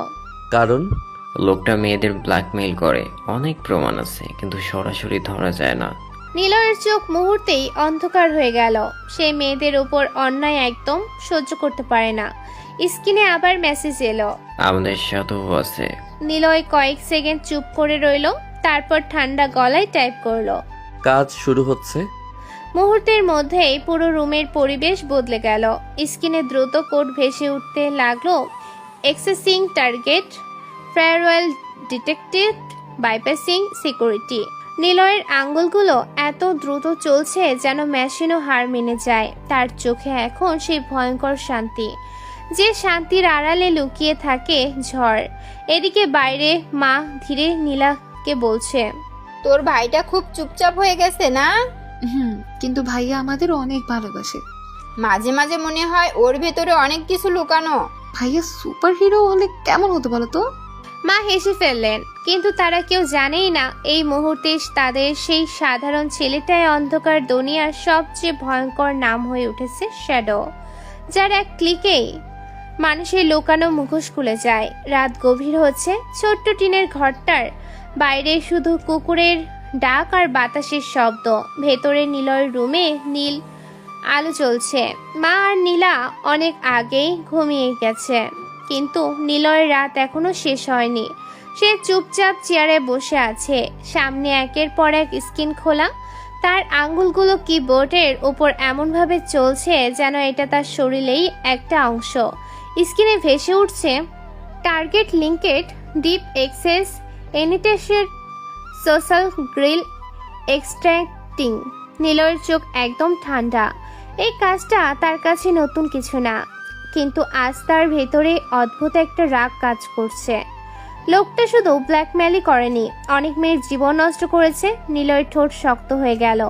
নিলয় নিচু গলায় বলল, এই ধরনের মানুষদের বেঁচে থাকার অধিকার নেই। আঙ্গুলগুলো আরো দ্রুত চলতে লাগলো। স্ক্রিনে একের পর এক ফাইল খুলছে, ছবি, চ্যাট, ব্যাংক ট্রানজ্যাকশন, গোপন ভিডিও, সবকিছু বের হয়ে আসছে। নিলয় খুব ঠান্ডা মাথায় সব আলাদা ফোল্ডারে সাজিয়ে রাখছে। ব্ল্যাকমেল এভিডেন্স কমপ্লিট, আইডেন্টিটি ফুলি এক্সপোজ, ব্যাকআপ আপলোডেড। কয়েক মিনিট পর স্ক্রিনে শেষ লাইনে ভেসে উঠল, সিস্টেম কম্প্রোমিসড, টার্গেট কমপ্লিট। নিলয়ের মুখে এক মুহূর্তের জন্য হালকা সন্তুষ্টি ফুটল। সে চেয়ার থেকে উঠে দাঁড়ালো, জানালার বাইরে তাকালো। আকাশে হালকা ভোরের আলো ফুটতে শুরু করেছে। সে ধীরে ধীরে ফিসফিস করে বলল, খেলা শেষ। তারপর ল্যাপটপ বন্ধ করে দিল। সবকিছু আবার ঢেকে রেখে সে বিছানায় একটু শুয়ে পড়ল। কয়েক ঘন্টার ঘুম, তারপর আবার সেই সাধারণ জীবন। সকাল সূর্যের আলো জানালা দিয়ে ঘরে ঢুকছে। নিলয় খুব অল্প ঘুমিয়ে উঠে পড়ল। মুখে পানি দিয়ে শার্ট ঠিক করে আবার সে সাধারণ ছেলেটা। পুরনো ব্যাগ কাঁধে নিয়ে সে কলেজের দিকে রওনা দিল। কলেজের গেট, চারপাশে ছাত্রছাত্রীদের ভিড়, কেউ হাসছে, কেউ গল্প করছে। নিলয় ভিতরে ঢুকতেই সবার মতোই হাঁটছে, কিন্তু তার চোখে রাত জাগা ক্লান্তি স্পষ্ট। ঠিক তখনই পেছন থেকে কণ্ঠ, কিরে, তোর চোখ মুখের এই অবস্থা কেন? ঘুমাসনি রাতে? ঘুমাবো না কেন, ঘুমিয়েছি। মিথ্যা বলিস না। মায়ের একটু শরীর খারাপ ছিল, তাই চিন্তায় ছিলাম। কি হয়েছে আন্টির? এই তো কাশির সমস্যা, সারা রাত ধরে কাশছিল। ডাক্তার দেখিয়েছিস? হ্যাঁ, কালকেই নিয়ে গেছিলাম, সেই জন্যই তো আসতে পারিনি। এখন কেমন আছে? ঠিক আছে। কথাটা বললেও তার চোখে এখনো চিন্তা লুকানো। ঠিক তখনই কলেজের গেটের দিকে হঠাৎ একটা গাড়ি এসে থামলো। সবাই তাকালো। আখি চৌধুরী, সাদা ড্রেস, খোলা চুল আর সেই পরিচিত রাজকীয় স্টাইল। সে গাড়ি থেকে নামতেই চারপাশে হালকা ফিসফাস, কিন্তু আজ কিছু একটা আলাদা। আখির চোখ সরাসরি ভিড় ভেদ করে নিলয়ের দিকে চলে গেল। নিলয় তখন সিয়ামের সাথে দাঁড়িয়ে কথা বলছে। আখির কয়েক সেকেন্ড তাকিয়ে রইল। তার চোখে কৌতূহল, একটু অস্বস্তি আর অদ্ভুত টান। সে নিজেই বুঝতে পারছে না কেন এই ছেলেটাকে বারবার চোখে পড়ে। সিয়াম হঠাৎ কানে কানে বলল, দেখলি, আমি বলেছিলাম না আখি তোকে খালি চোখে দেখে। বেশি কথা বলিস না। আমি তো সত্যি বলি। নিলয় মাথা নেড়ে হাঁটা শুরু করলো, কিন্তু পেছন থেকে আখির দৃষ্টি তখনও তার উপরেই। সে যেন বুঝতে পারছে না এই সাধারণ ছেলেটার ভেতরে এমন কি আছে যা তাকে বারবার টেনে নিচ্ছে। আর নিলয়, সে শুধু সামনে হাঁটছে যেন কিছুই হয়নি, কিন্তু তার ভেতরে লুকিয়ে থাকা রাতের অন্ধকার কেউই দেখতে পাচ্ছে না। ক্লাসরুমে তখন একদম শান্ত পরিবেশ। স্যার বোর্ডে লিখে লেকচার দিচ্ছে আর পুরো ক্লাস মন দিয়ে শুনছে। জানালার পাশ দিয়ে হালকা রোদ এসে পড়েছে বেঞ্চগুলোর ওপর, কিন্তু এই শান্ত ক্লাসের ভেতরে দুইটা জিনিস একদম আলাদা। একটা হলো শ্যামের দুষ্টুমি, আরেকটা হলো আখির অদ্ভুত দৃষ্টি। নিলয় চুপচাপ বসে আছে, খাতায় কিছু নোট লিখছে, কিন্তু তার মন পুরোপুরি ক্লাসে নেই। এমন না সে সবকিছুই খেয়াল করেছে, কিন্তু বাইরে থেকে সেটা বোঝার উপায় নেই। হঠাৎ শ্যাম কনুই দিয়ে ধাক্কা দিল। এই শোন। কি? ভাই, আমার মনে হয় আঁকি তোর প্রেমে পড়েছে। কি বলছিস তুই? আরে সত্যি বলছি, তুই খেয়াল কর, ক্লাস শুরুর থেকে ও তোকে শুধুই দেখছে। নিলয় সামনের দিকে তাকালো। সামনের সারিতে বসে আছে আখি, সাদা ইউনিফর্ম, খোলা চুল আর হাতে কলম, কিন্তু তার চোখ বারবার নিলয়ের দিকে চলে যাচ্ছে। একবার স্যারের দিকে, তারপর আবার নিলয়। নিলয় চোখ সরিয়ে দিয়ে নিচু গলায় বলল, ধুর, কি বলিস? আমি কি মিথ্যে বলি নাকি? আখি কত বড় লোক জানিস? তাতে কি হয়েছে? তাতে কি হয়েছে মানে? ভালোবাসা কি গরিব বড়লোক দেখে হয় নাকি? আর আমি তোকে বলে দিচ্ছি, ওই মেয়ে তোকে ফলো করছে ঠিকভাবে, এমন ভাবে তাকায় যেন তুই ক্লাসের ছাত্র না, ওর মাথার ভেতরের কোন রহস্য। তুই বেশি সিনেমা দেখিস? না ভাই, আমি বাস্তব দেখি। সবাই বই বন্ধ করে মনোযোগ দাও। পুরো ক্লাস চুপ হয়ে গেল, কিন্তু আখির চোখ তখনও এক সেকেন্ডের জন্যও নিলয় থেকে সরল না। নিলয় সেটা অনুভব করলো। সে কলম দিয়ে খাতায় লিখতে লাগলো, কিন্তু তার ভেতরে একটা অদ্ভুত অস্বস্তি কাজ করছে। সে নিজের মনে ভাবলো, মেয়েটা বারবার তাকায় কেন? দেখলি, আবার দেখছি। চুপ থাক। আচ্ছা ঠিক আছে, চুপ থাকবো, কিন্তু একটা কথা মনে রাখিস। কি? কেউ যদি বারবার কারো দিকে তাকায়, সেটা কৌতূহল না, সেটা টান। নিলয় কিছু বলল না, কিন্তু এবার সে সত্যিই আখির দিকে একবার তাকালো। ঠিক সেই মুহূর্তে আখির চোখও তার দিকে ছিল। দুজনের চোখ এক সেকেন্ডের জন্য মিলল। আখি দ্রুত চোখ সরিয়ে নিল, কিন্তু সেই এক সেকেন্ডেই কিছু একটা হয়ে গেল। নিলয়ের বুকের ভেতর হালকা অস্বস্তি, আর আখির মুখে অদ্ভুত লজ্জা। সে নিজেকে সামলে নিল। স্যার আবার পড়ানো শুরু করলো। ক্লাস চলতে লাগলো, কিন্তু তিনজনের মাথার ভেতরে তিনটা আলাদা চিন্তা। সিয়াম হাসছে আর ভাবছে প্রেম। আখি নিজেকে বোঝাতে চেষ্টা করছে আমি তাকাইনি, আর নিলয় ভাবছে এই মেয়েটা আসলে চাইটা কি। ক্লাস শেষের দিকে সিয়াম আবার কানে কানে বলল, দেখ, আমি বলেছি না, সময় গেলে তুই নিজেই বুঝবি। তুই চুপ থাকলে বেশি ভালো। ভালোবাসা নিয়ে কথা বললে তুই ভয় পাও কেন রে? নিলয় কিছু বলল না, শুধু জানালার বাইরে তাকিয়ে রইল। আর দূরে বসে থাকা আখি একবার চুপচাপ তার দিকে তাকিয়ে আবার বইয়ের দিকে চোখ নামালো, কিন্তু তার কলম আর ঠিকমতো লিখছে না, কারণ মনটা কোথাও আটকে গেছে। ক্লাস শেষ হয়ে গেছে, ধীরে ধীরে পুরো ক্লাসরুম খালি হয়ে যাচ্ছে। সবার মধ্যে ক্যান্টিনে যাওয়ার তারা, হুড়োহুড়ি, হাসাহাসি, ব্যাগ গোছানোর শব্দ, সব মিলিয়ে একটা ব্যস্ত পরিবেশ। সিয়াম আগেই ক্যান্টিনে চলে গেছে, সাথে কয়েকজন বন্ধু। শুধু ক্লাসরুমের এক কোণে এখনো বসে আছে আখি, তার সামনে খোলা খাতা, হাতে কলম, কিন্তু সে লিখছে না, শুধু চুপচাপ বসে জানালার বাইরে তাকিয়ে আছে, মনে মনে কিছু একটা ভাবছে। হঠাৎ দরজার দিকে পায়ের শব্দ শোনা গেল। আখি মাথা ঘুরিয়ে তাকাতেই একটু চমকে উঠল। নিলয় সে একা ক্লাসরুমে ঢুকছে, তার চোখে সেই শান্ত ঠান্ডা ভাব। আখি একটু অপ্রস্তুত হয়ে সোজা হয়ে বসলো। নিলয় ধীরে ধীরে তার সামনে এসে দাঁড়ালো, কিছুক্ষণ চুপ, তারপর সরাসরি জিজ্ঞেস করলো, তুমি বারবার আমাকে কেন দেখো? আমি না তো, কই দেখি তোমাকে, আমি দেখি না। তাহলে কি তুমি টেরা? কি কি বললে তুমি? সত্যি বলছি, তুমি যদি না দেখে থাকো তাহলে হয় তুমি ভুল দেখো, না হলে টেরা। আখি এক মুহূর্তে বাকরুদ্ধ হয়ে গেল, তার গাল লাল হয়ে উঠল রাগ আর লজ্জায় মিশে। তুমি তুমি এমন কথা বলো কিভাবে? নিলয় ধীরে তার সামনে থাকা বেঞ্চে বসলো, তার চোখ একদম আখির দিকে স্থির। কিছু বলতে চাইলে বলতে পারো। না না, আমি কিছু বলতে চাই না। সত্যি বলতে চাও না? আখি এবার একটু অস্বস্তিতে পড়ে গেল। তার হাতের কলমটা শক্ত করে ধরলো, চোখ নামিয়ে নিল। না, আসলে কিছু না। কিন্তু তোমার চোখ মুখ অন্য কথা বলছে। এই কথাটা যেন আখির মাথায় ধাক্কার মতো লাগলো। সে একদম থমকে গেল। তার বুকের ভেতর অদ্ভুত একটা ধুকপুকানি শুরু হলো। আখি আর চোখ তুলতে পারছে না। নিলয় ধীরে আরো একটু সামনে ঝুঁকলো। তার কণ্ঠ এবার আরো নরম কিন্তু তীক্ষ্ণ। তুমি যদি কিছু বলতে না চাও ঠিক আছে, কিন্তু বারবার তাকানো সেটা লুকানো যায় না। আখি এবার একদম লজ্জায় লাল হয়ে গেল। সে দ্রুত মুখ ঘুরিয়ে বলল, আমি বললাম তো কিছু না। নিলয় এবার হালকা হেসে উঠল। নিলয়ের সেই হাসি অদ্ভুত, না পুরো রাগ, না পুরো মজা। সে ধীরে উঠে দাঁড়ালো। ঠিক আছে, না বলতে চাইলে জোর করব না।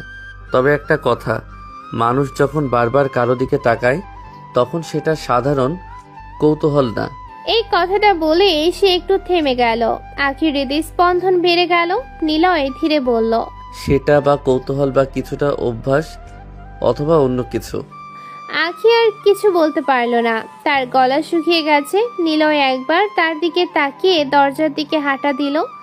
যাওয়ার আগে শুধু একটা লাইন বলল, যেটাই হোক বেশি চোখে পড়লে লুকানো যায় না।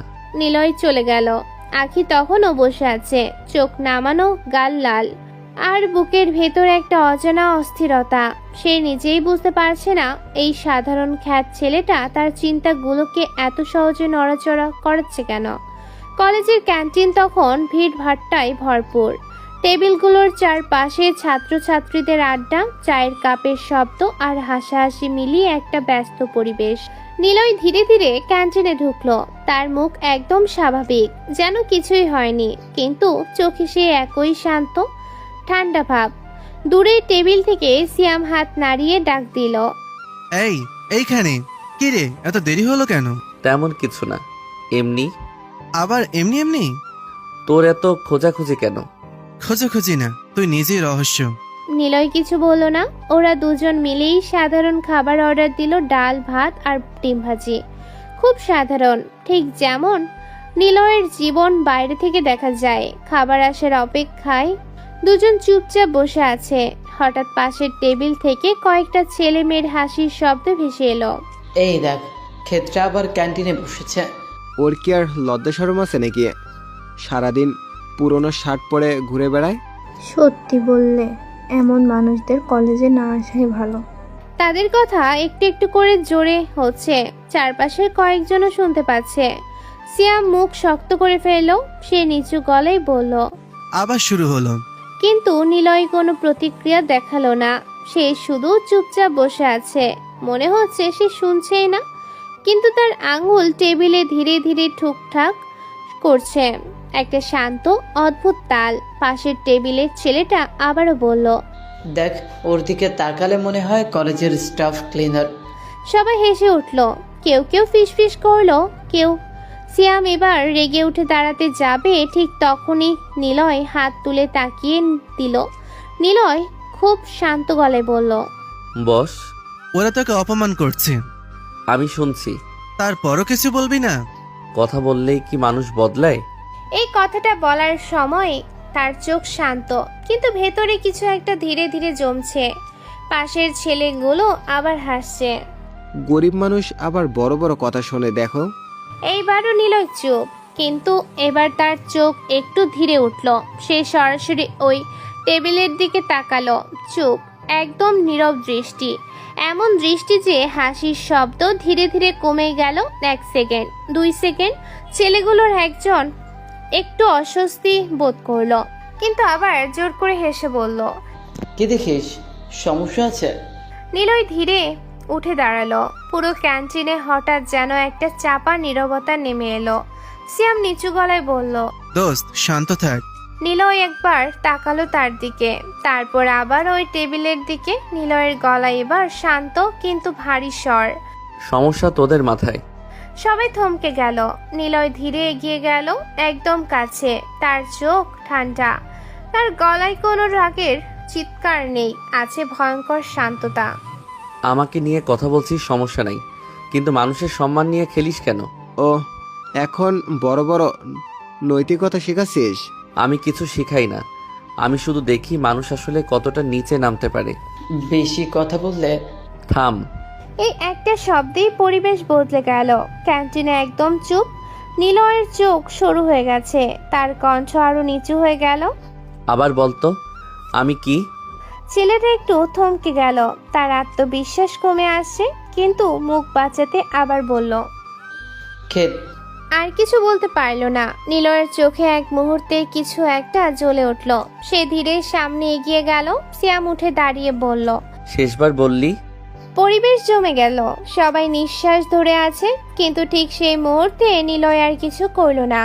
সে হঠাৎ থেমে গেল, চোখ সরিয়ে নিল, একটা দীর্ঘ নিঃশ্বাস ফেলল, তারপর ধীরে ধীরে বলল, আজ না। কিন্তু তার চোখ বলছে অন্য কথা, কারণ অপমান সে ভুলে যায় না, সে শুধু সময়ের জন্য রেখে দেয়। আর সময় যখন আসে তখন অপমানটাই ইতিহাস হয়ে যায়। বিকেলের আলো ধীরে ধীরে নরম হয়ে আসছে। কলেজ ছুটি হয়ে গেছে অনেকক্ষণ। রাস্তা জুড়ে এখন ছাত্রছাত্রীদের ভিড় কমে এসেছে। নিলয় আর সিয়াম পাশাপাশি হাঁটছে, দুজনের কাঁধে ব্যাগ। সামনে লম্বা রাস্তা, চারপাশে হালকা বাতাস, কিন্তু আজ নিলয় খুব চুপচাপ। সাধারণত সিয়ামই বেশি কথা বলে আর নিলয় শুধু হালকা উত্তর দেয়, কিন্তু আজ যেন সে আরো বেশি নীরব। সিয়াম কয়েকবার তাকিয়ে অবশেষে বলেই ফেলল, কি রে ভাই, এত শান্ত কেন? কিছু না। তোর এই কিছু না কথাটা শুনতে শুনতে আমি বুড়ো হয়ে যাব। তাহলে? নিলয় কিছুক্ষণ চুপ করে থাকলো। রাস্তার পাশে কয়েকটা ছোট বাচ্চা খেলছে, একজন ভেলপুরি বিক্রি করছে। দূরে আজানের শব্দ ভেসে আসছে। এই সাধারণ দৃশ্যগুলোর মাঝে নিলয় নিচু গলায় বলল, এমনিতেই প্রতিদিন মানুষের কথা শুনতে ভালো লাগে না। সিয়াম থেমে গেল। সে বুঝতে পারছে নিলয় আজ সত্যি কষ্ট পেয়েছে। সিয়াম ধীরে বলল, ওদের কথা এত মনে নিস না। মনে নিতে চাই না, কিন্তু প্রতিদিন একই জিনিস শুনতে শুনতে মানুষ ক্লান্ত হয়ে যায়। গরিব হওয়াটা কি সত্যি এত বড় অপরাধ? না। তাহলে সবাই এমনভাবে কথা বলে কেন, যেন গরিব মানেই মানুষ না? কারণ মানুষ টাকাকে সম্মান করে, মানুষকে না। সত্যি? কিন্তু একটা কথা লিখে রাখ, একদিন তুই অনেক বড় হবি, তখন এই মানুষগুলো তোর সামনে দাঁড়ানোর সাহসও পাবে না। বড় মানুষ হওয়া এত সহজ না। তুই আলাদা, তোর চোখে একটা জিনিস আছে। কি? আগুন। তুই বাইরে থেকে শান্ত, কিন্তু আমি জানি তুই একদিন এমন কিছু করবি যেটা দেখে সবাই অনেক অবাক হয়ে যাবে। বেশি সিনেমা দেখিস? আরে সত্যি বলছি, তুই সাধারণ না। এই কথাটা শুনে নিলয়ের চোখে এক মুহূর্তের জন্য অদ্ভুত কিছু ফুটে উঠল, যেন সে মনে মনে বলছে। তুই যদি সত্যিটা জানতি। কিন্তু সে কিছু বলল না। রাস্তার পাশে একটা দোকান থেকে চায়ের গন্ধ আসছে। সিয়াম হঠাৎ বলল, চল চা খাই। টাকা নাই। ধুর, আমি খাওয়াবো। নিলয় হেসে ফেলল। দুজন রাস্তার পাশের ছোট্ট দোকানে গিয়ে দাঁড়ালো। চায়ের কাপ হাতে নিয়ে সিয়াম আবারও বলল, আচ্ছা, একটা কথা বল। বল। আখের ব্যাপারে তোর কি মনে হয়? আবার শুরু করলি? আরে ভাই, মেয়েটা যেভাবে তাকায়। ও বড় লোকের মেয়ে, আমাদের জগৎ আলাদা। মানুষ আলাদা হয় টাকায় না, মনে। নিলয় কিছু বলল না। সে দূরে তাকিয়ে চায়ের চুমুক দিল। ঠিক তখনই তার ফোনে হালকা ভাইব্রেশন হলো। স্ক্রিনে একটা এনক্রিপ্টেড নোটিফিকেশন ভেসে উঠল, শ্যাডো অ্যাক্সেস রিকোয়েস্টেড। নিলয়ের চোখ মুহূর্তে বদলে গেল। এক সেকেন্ডের জন্য তার ভেতরে সে ভয়ঙ্কর শান্ত মানুষটা যেন জেগে উঠল, কিন্তু পর মুহূর্তেই সে ফোন লক করে ফেলল। সিয়াম কিছু খেয়াল করেনি। সে তখনও হেসে বলছে, দেখিস, একদিন আখি নিজে তোকে প্রপোজ করবে। অসম্ভব। কিন্তু সে জানে না, অসম্ভব জিনিসই তার জীবনের সবচেয়ে বেশি ঘটে। গভীর রাত, শহরের আলো ধীরে ধীরে নিস্তব্ধ হয়ে আসছে। দূরের রাস্তাগুলো প্রায় ফাঁকা, কোথাও কোথাও শুধু গাড়ির হালকা শব্দ। একদিকে বিশাল চৌধুরী বাড়ি, ঝলমলে আলো, বিলাসবহুল সাজসজ্জা, বড় বড় রুম, আর অন্যদিকে শহরের এক কোনায় ছোট্ট টিনের ঘর, যেখানে একটা পুরনো ফ্যান ঘুরছে ধীরে ধীরে। দুই জগৎ, দুই জীবন। কিন্তু আজ দুজন মানুষের ঘুমিয়ে উড়ে গেছে। আখির রুম। বড় জানালার পাশে দাঁড়িয়ে আছে আখি। হালকা বাতাসে তার চুল উড়ছে। বিছানার উপর খোলা বই পড়ে আছে, কিন্তু সে পড়ছে না। তার মাথার ভেতর শুধু একজন মানুষ ঘুরছে। নিলয় আঁখি ধীরে ধীরে বিছানায় বসলো, নিজের মনকেই যেন প্রশ্ন করলো, আমার কেন নিলয়কে এত দেখতে ইচ্ছে করে? সে চোখ বন্ধ করলো। মুহূর্তে ভেসে উঠল নিলয়ের শান্ত মুখ, তার গভীর চোখ, সেই অদ্ভুত আত্মবিশ্বাস। আখির বুকের ভেতর কেমন ধক করে উঠল। কেন ওকে এত ভালো লাগে? উফ, এটা কি হচ্ছে আমার সাথে? ওকে কি আমি ভালোবেসে ফেলেছি? এই কথাটা বলতে সে নিজেই থেমে গেল।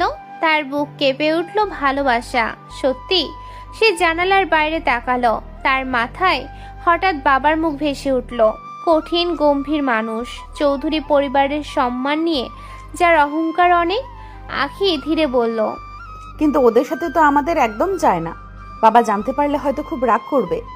কিছুক্ষণ চুপ, তারপর হঠাৎ বালিশটা জড়িয়ে ধরলো, একদম ছোট্ট বাচ্চাদের মতো। কিন্তু আমি কি করব? আমি তোকে না দেখে একটুও থাকতে পারছি না। তার মনে পড়েছে নিলয়ের কথা। তার দৃষ্টি আজ ক্লাসরুমে কাছে এসে কথা বলল, তোমার চোখ মুখ অন্য কথা বলছে। এই লাইনটা মনে পড়তেই আখির মুখ আবারও লাল হয়ে গেল। সে মুখ ঢেকে ফেললো বালিশে। উফ, ছেলেটা এইভাবে কথা বলে কেন? কিন্তু ঠোঁটের কোণে ছোট্ট হাসি ফুটে উঠল। সে নিজেই বুঝতে পারছে না এই সাধারণ ছেলেটার মাঝে এমন কি আছে যেটা তাকে বারবার টেনে নিচ্ছে।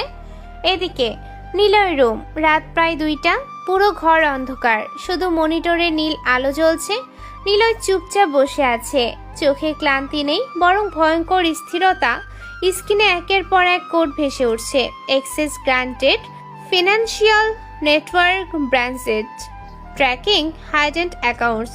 তার আঙ্গুলগুলো অবিশ্বাস্য দ্রুততায় চলছে। এই মুহূর্তে সে আর সাধারণ কলেজ স্টুডেন্ট না, সে শ্যাডো, যার নাম শুনে ডার্ক ওয়েব পর্যন্ত কেঁপে ওঠে। একটা ভিডিও কল ভেসে উঠল। নিলয় রিসিভ করতেই ওপাশে তার কানাডার ম্যানেজার। স্যার, ইউরোপের প্রজেক্টে সমস্যা হয়েছে। Solve it. তারা বলেছে আপনি ছাড়া। আমি এখন বাংলাদেশে। আর একটা কথা মনে রাখো, আমি না থাকলেও আমার সিস্টেম চলে। Sorry sir. কল কেটে গেল। নিলয় আবার কাজে মন দিল। স্ক্রিনে হঠাৎ একটা ফাইল ওপেন হলো, সেখানে কলেজের কিছু ডাটা। নিলয়ের চোখ কয়েক সেকেন্ড স্থির হয়ে গেল, কারণ একটা নাম ভেসে উঠেছে, আখি চৌধুরী। নিলয় ব্রু কুচকালো। সে কয়েক সেকেন্ড চুপ করে রইল, তারপর ধীরে ফাইলটা বন্ধ করে নিল। নিলয় নিচু গলায় বলল, অযথা কারো ব্যক্তিগত জীবনে ঢোকা আমার কাজ না। সে আবার কাজে ফিরে গেল। কিন্তু অদ্ভুতভাবে আজ তার মাথায়ও একটা মুখ বারবার ভেসে উঠছে, আখি। মেয়েটার লজ্জা পাওয়া মুখ, বারবার তাকানো, আর সেই চোখ। নিলয় বিরক্ত হয়ে মাথা ঝাঁকালো। ফালতু চিন্তা। সে আবার মনিটরের দিকে তাকালো, কিন্তু কাজের মাঝেও আজ তার মন পুরোপুরি স্থির না। আর দূরে কোথাও একটা মেয়ে একই আকাশের নিচে বসে একজন খ্যাত ছেলেকে ভাবছে। আর সেই ছেলেটাই পুরো পৃথিবীর অন্ধকার দুনিয়ার সবচেয়ে ভয়ঙ্কর নাম শুক্রবার সকাল। আজ কলেজ বন্ধ। সকালের এই একই দিনটা নিলয় পুরোটা সময় বাসে থাকে, তাই ছোট্ট এই ঘরটায় আজ যেন অন্যরকম আনন্দ। সকালে নরম রোদ জানালা দিয়ে ভেতরে ঢুকছে, বাইরে পাখির ডাক, দূরে মসজিদ থেকে কোরআন তেলাওয়াতের শব্দ, সব মিলিয়ে শান্ত একটা সকাল। নীলা আজ খুব ভোরেই ঘুম থেকে উঠে গেছে, কারণ আজ তার ভাই বাসায় থাকবে। সে রান্নাঘরে ঢুকে মায়ের পাশে দাঁড়িয়ে খুশি গলায় বলল, মা, আজ ভাইয়াকে কোথাও যেতে দেব না। আরে বাবা, ও কি ছোট বাচ্চা নাকি? সারা সপ্তাহ তো বাসায় থাকিই না, আজকে আমার ভাই শুধু আমার। মা মুচকি এসে মেয়ের মাথায় হাত রাখলেন, কিন্তু তার নিজের মনও আজ খুশি, কারণ শুক্রবার ছাড়া সত্যি ছেলেটাকে ঠিকমতো পাওয়া যায় না। সারাদিন কলেজ, তারপর টিউশনি, আবার রাতে নিজের রুমে কাজ। মাঝে মাঝে মা ভাবেন ছেলেটা এত চাপ কিভাবে সামলায়। তিনি রান্নাঘরে দাঁড়িয়ে ভাবছেন আজ কি রান্না করবেন। ছেলের পছন্দের কিছু করতে ইচ্ছে করছে, কিন্তু সংসারের হিসাবও তো আছে। তিনি নিজের মনেই বললেন, একটু ডিম ভুনা করি না? থাক, ছেলেটা মাংস পছন্দ করে। ঠিক তখনই বাইরের দরজার শব্দ হলো। নীলা দৌড়ে বের হয়ে গিয়ে চিৎকার করে উঠল, ভাইয়া এসেছে? মা রান্নাঘরে থেকে বের হয়ে থমকে গেলেন। নিলয় দুই হাতে বড় বড় বাজারে ব্যাগ নিয়ে দাঁড়িয়ে আছে। মাছ, মাংস, সবজি, ফল, দুধ, এক গাদা বাজার। নীলার চোখ একদম গোল হয়ে গেল। এত বাজার কেন ভাইয়া? আরে আজ তো বাসায় থাকবো, সবাই মিলে ভালো মন্দ খাবো। আজ আমরা মাছ মাংস খাবো? এত টাকা কোথায় পেলি বাবা? মা, তোমাকে আমি বলেছি কখনো টাকা নিয়ে চিন্তা করবে না। শুধু কিনলেই তো হবে না বাবা, হিসাব করে চলতে হয়। নিলয় এবার মায়ের সামনে এসে দাঁড়ালো, তার চোখে অদ্ভুত কোমলতা। মা, তোমরাই আমার সব। আমি যদি কোটি টাকাও কামাই করি সেটা তোমাদেরই জন্য। কথাটা শুনে মা হতবাক হয়ে তাকিয়ে রইলেন। ছেলেটা কথাগুলো এত সহজভাবে বলল, কিন্তু তার চোখে ছিল গভীর সত্যি। নিলয় আবার বলল, তোমরা কখনো টাকা নিয়ে চিন্তা করবে না, যখন যা লাগবে শুধু আমাকে বলবা। আল্লাহ তোকে ভালো রাখুক বাবা। ও মা, ইলিশ মাছও এনেছো? আমার বোনের পছন্দ। তুমি পৃথিবীর সেরা ভাইয়া। নিলয়ের মুখে শান্ত হাসি ফুটে উঠল। এই ছোট ছোট মুহূর্তগুলোই তার আসল শান্তি। যে ছেলে কোটি কোটি টাকার মালিক, সে সবচেয়ে বেশি খুশি হয় বোনের হাসি দেখে। মা বাজারের দিকে তাকিয়ে আবার বললেন, এত কিছু না আনলেও পারতি। আজকে কিন্তু আমি অনেক খাবো। আমিও। মা হেসে ফেললেন। অনেকদিন পর এই ঘরে এত হাসির শব্দ। তারপর সবাই মিলে রান্নার কাজে লেগে পড়ে। নীলা আলু কাটতে গিয়ে হাত কেটে ফেলতে বসলো। নিলয় সাথে সাথে বলল, এই সাবধানে। উফ, আমি তো শিখেছি। আমার মেয়ের রান্না শিখতে আরো 10 বছর লাগবে। মা! পুরো ঘর হাসিতে ভরে উঠল। কিছুক্ষণ পর রান্নাঘর জুড়ে ইলিশ ভাজার গন্ধ ছড়িয়ে গেল। নিলয় দরজার পাশে দাঁড়িয়ে চুপচাপ মা আর বোনকে দেখছে। তার চোখ ধীরে নরম হয়ে গেল। এই দৃশ্যটার জন্যই সে সব করে। এই দুইজন মানুষ যেন কখনো কষ্ট না পায়। ঠিক তখনই তার ফোনে হালকা ভাইব্রেশন হলো। স্ক্রিনে encrypted notification, emergency meeting request, Canada. নিলয়ের চোখ এক মুহূর্তের জন্য ঠান্ডা হয়ে গেল, কিন্তু পরের মুহূর্তেই সে ফোন সাইলেন্ট করে রাখলো। আজ শুক্রবার, আজ সে শুধু ছেলে, শুধু ভাই, কোনো শ্যাডো না। দেখতে দেখতে প্রায় 2 ঘন্টা কেটে গেল। ছোট্ট ঘরটার ভেতর এখন শুধু রান্নার দারুণ গন্ধ। ইলিশ মাছ ভাজা, গরুর মাংস, ডাল আর গরম ভাতের গন্ধে পুরো বাসা যেন উৎসবের মতো হয়ে উঠেছে। মা শেষবারের মতো রান্না নেড়ে চুলা বন্ধ করলেন। কপালে হালকা ঘাম জমেছে। নীলার সাথে সাথে দৌড়ে গিয়ে বলল, মা শেষ, আমি আর অপেক্ষা করতে পারছি না। তোর তো সবসময় শুধু খাওয়ার চিন্তা। ভালো খাবার সামনে থাকলে কে অপেক্ষা করে বলো? আমিও আর অপেক্ষা করতে পারছি না। দেখছো মা, ভাইও আমার দলে। মা হেসে মাথা নাড়লেন। তারপর 3 জন মিলে মাটিতে বসে খেতে শুরু করলো। গরম ভাতের ধোয়া উঠছে। নীলা বারবার মাংস নিচ্ছে আর নিলয় মাঝে মাঝে মায়ের প্লেটে খাবার তুলে দিচ্ছে। মা বিরক্ত হয়ে বললেন, আরে বাবা, এত দিচ্ছিস কেন? ডাক্তার কি বলেছে ভুলে গেছো? ঠিক মতো খেতে হবে। না খেলে আমি কিন্তু ভাইয়াকে বলে দেবো। তোমরা 2 ভাই বোন মিলে আমাকে একদম বন্দি বানিয়ে ফেলেছো। নিলয় অনেকদিন পর এত শান্তভাবে খাচ্ছে। এই মুহূর্তে যেন তার জীবনে কোনো ঝামেলা নেই, না ডার্ক ওয়েব, না কোটি টাকার ব্যবসা, না শ্যাডো পরিচয়। সে শুধু একটা সাধারণ ছেলে, নিজের পরিবার নিয়ে খুশি। খেতে খেতে নীলা হঠাৎ বলল, ভাইয়া, তোর বউকে কিন্তু আমি অনেক জ্বালাবো। আগে ওর বউ তো আসুক। আমার মনে হয় ভাইয়ার কোনো সিক্রেট প্রেম আছে। বেশি কথা বললে মাছটা নিয়ে নিব। না না, আমি চুপ। পুরো ঘর আবার হাসিতে ভরে উঠল। দুপুরের পর সবাই একটু বিশ্রাম নিল। মা ঘুমিয়ে পড়লেন। নীলাও ফোন দেখতে দেখতে ঘুমিয়ে গেছে। শুধু নিলয় জানালার পাশে বসে আছে। বাইরে বিকেলের নরম আলো, তার হাতে ফোন, চোখে অদ্ভুত শান্ত ভাব। হঠাৎ ফোনে টুং করে মেসেজ আসলো। নিলয় স্ক্রিনের দিকে তাকালো। Unknown number. সে ব্রু কুচকে মেসেজ ওপেন করলো। নিলয়, একটু দেখা করতে পারবে? মেসেজটা পড়েই নিলয়ের ঠোঁটের কোণে ধীরে হাসি ফুটলো, কারণ নাম্বারটা সে চিনে ফেলেছে। আখি। নিলয় কিছুক্ষণ স্ক্রিনের দিকে তাকিয়ে রইল, তার চোখে সে রহস্যময় শান্তি। তারপর মনে মনে হাসলো। শেষ পর্যন্ত অনুভূতির কাছেই হার মানছে আখি। সে ধীরে রিপ্লাই করলো, কোথায়? লেকের পাশে যে ক্যাফেটা আছে সেখানে। নিলয় স্ক্রিনের দিকে তাকিয়ে হালকা হাসলো। তার মনে হচ্ছে আঁখি অনেক ভেবে চিন্তে মেসেজ দিয়েছে, কারণ মেয়েটা সহজে নিজের অনুভূতি প্রকাশ করার মানুষ না। ঠিক তখনই আবার মেসেজ এলো। আসবে? নিলয় ফোনের দিকে তাকিয়ে কিছুক্ষণ চুপ করে থাকলো, তারপর ধীরে টাইপ করলো। ঠিকানা পাঠাও। আঁখি সাথে সাথে লোকেশন পাঠিয়ে দিল। লোকেশন দেখে নিলয় হালকা ব্রু তুলল। শহরের অনেক নামি জায়গা, সে নিচু গলায় বলল। বড় লোকদের জায়গা। কিন্তু তার চোখে বিন্দুমাত্র সংকোচ নেই, কারণ পৃথিবীর সবচেয়ে দামি জায়গাগুলো তার জন্য নতুন কিছু না। সে শুধু নিজের পরিচয়টা লুকিয়ে রেখেছে। ঠিক তখনই আরেকটা মেসেজ এলো। আর হ্যাঁ, আসতেই হবে। এই মেসেজটা পড়ে নিলয় সত্যি সত্যি হেসে ফেলল। তার চোখে কেমন যেন মজা ফুটে উঠল। মেয়েটা জেদিও আছে।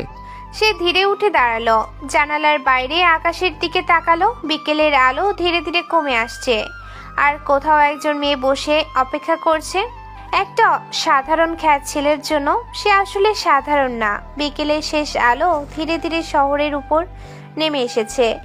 লেকের পাশে ক্যাফেটা ঝলমলে আলোয় ভরে উঠেছে।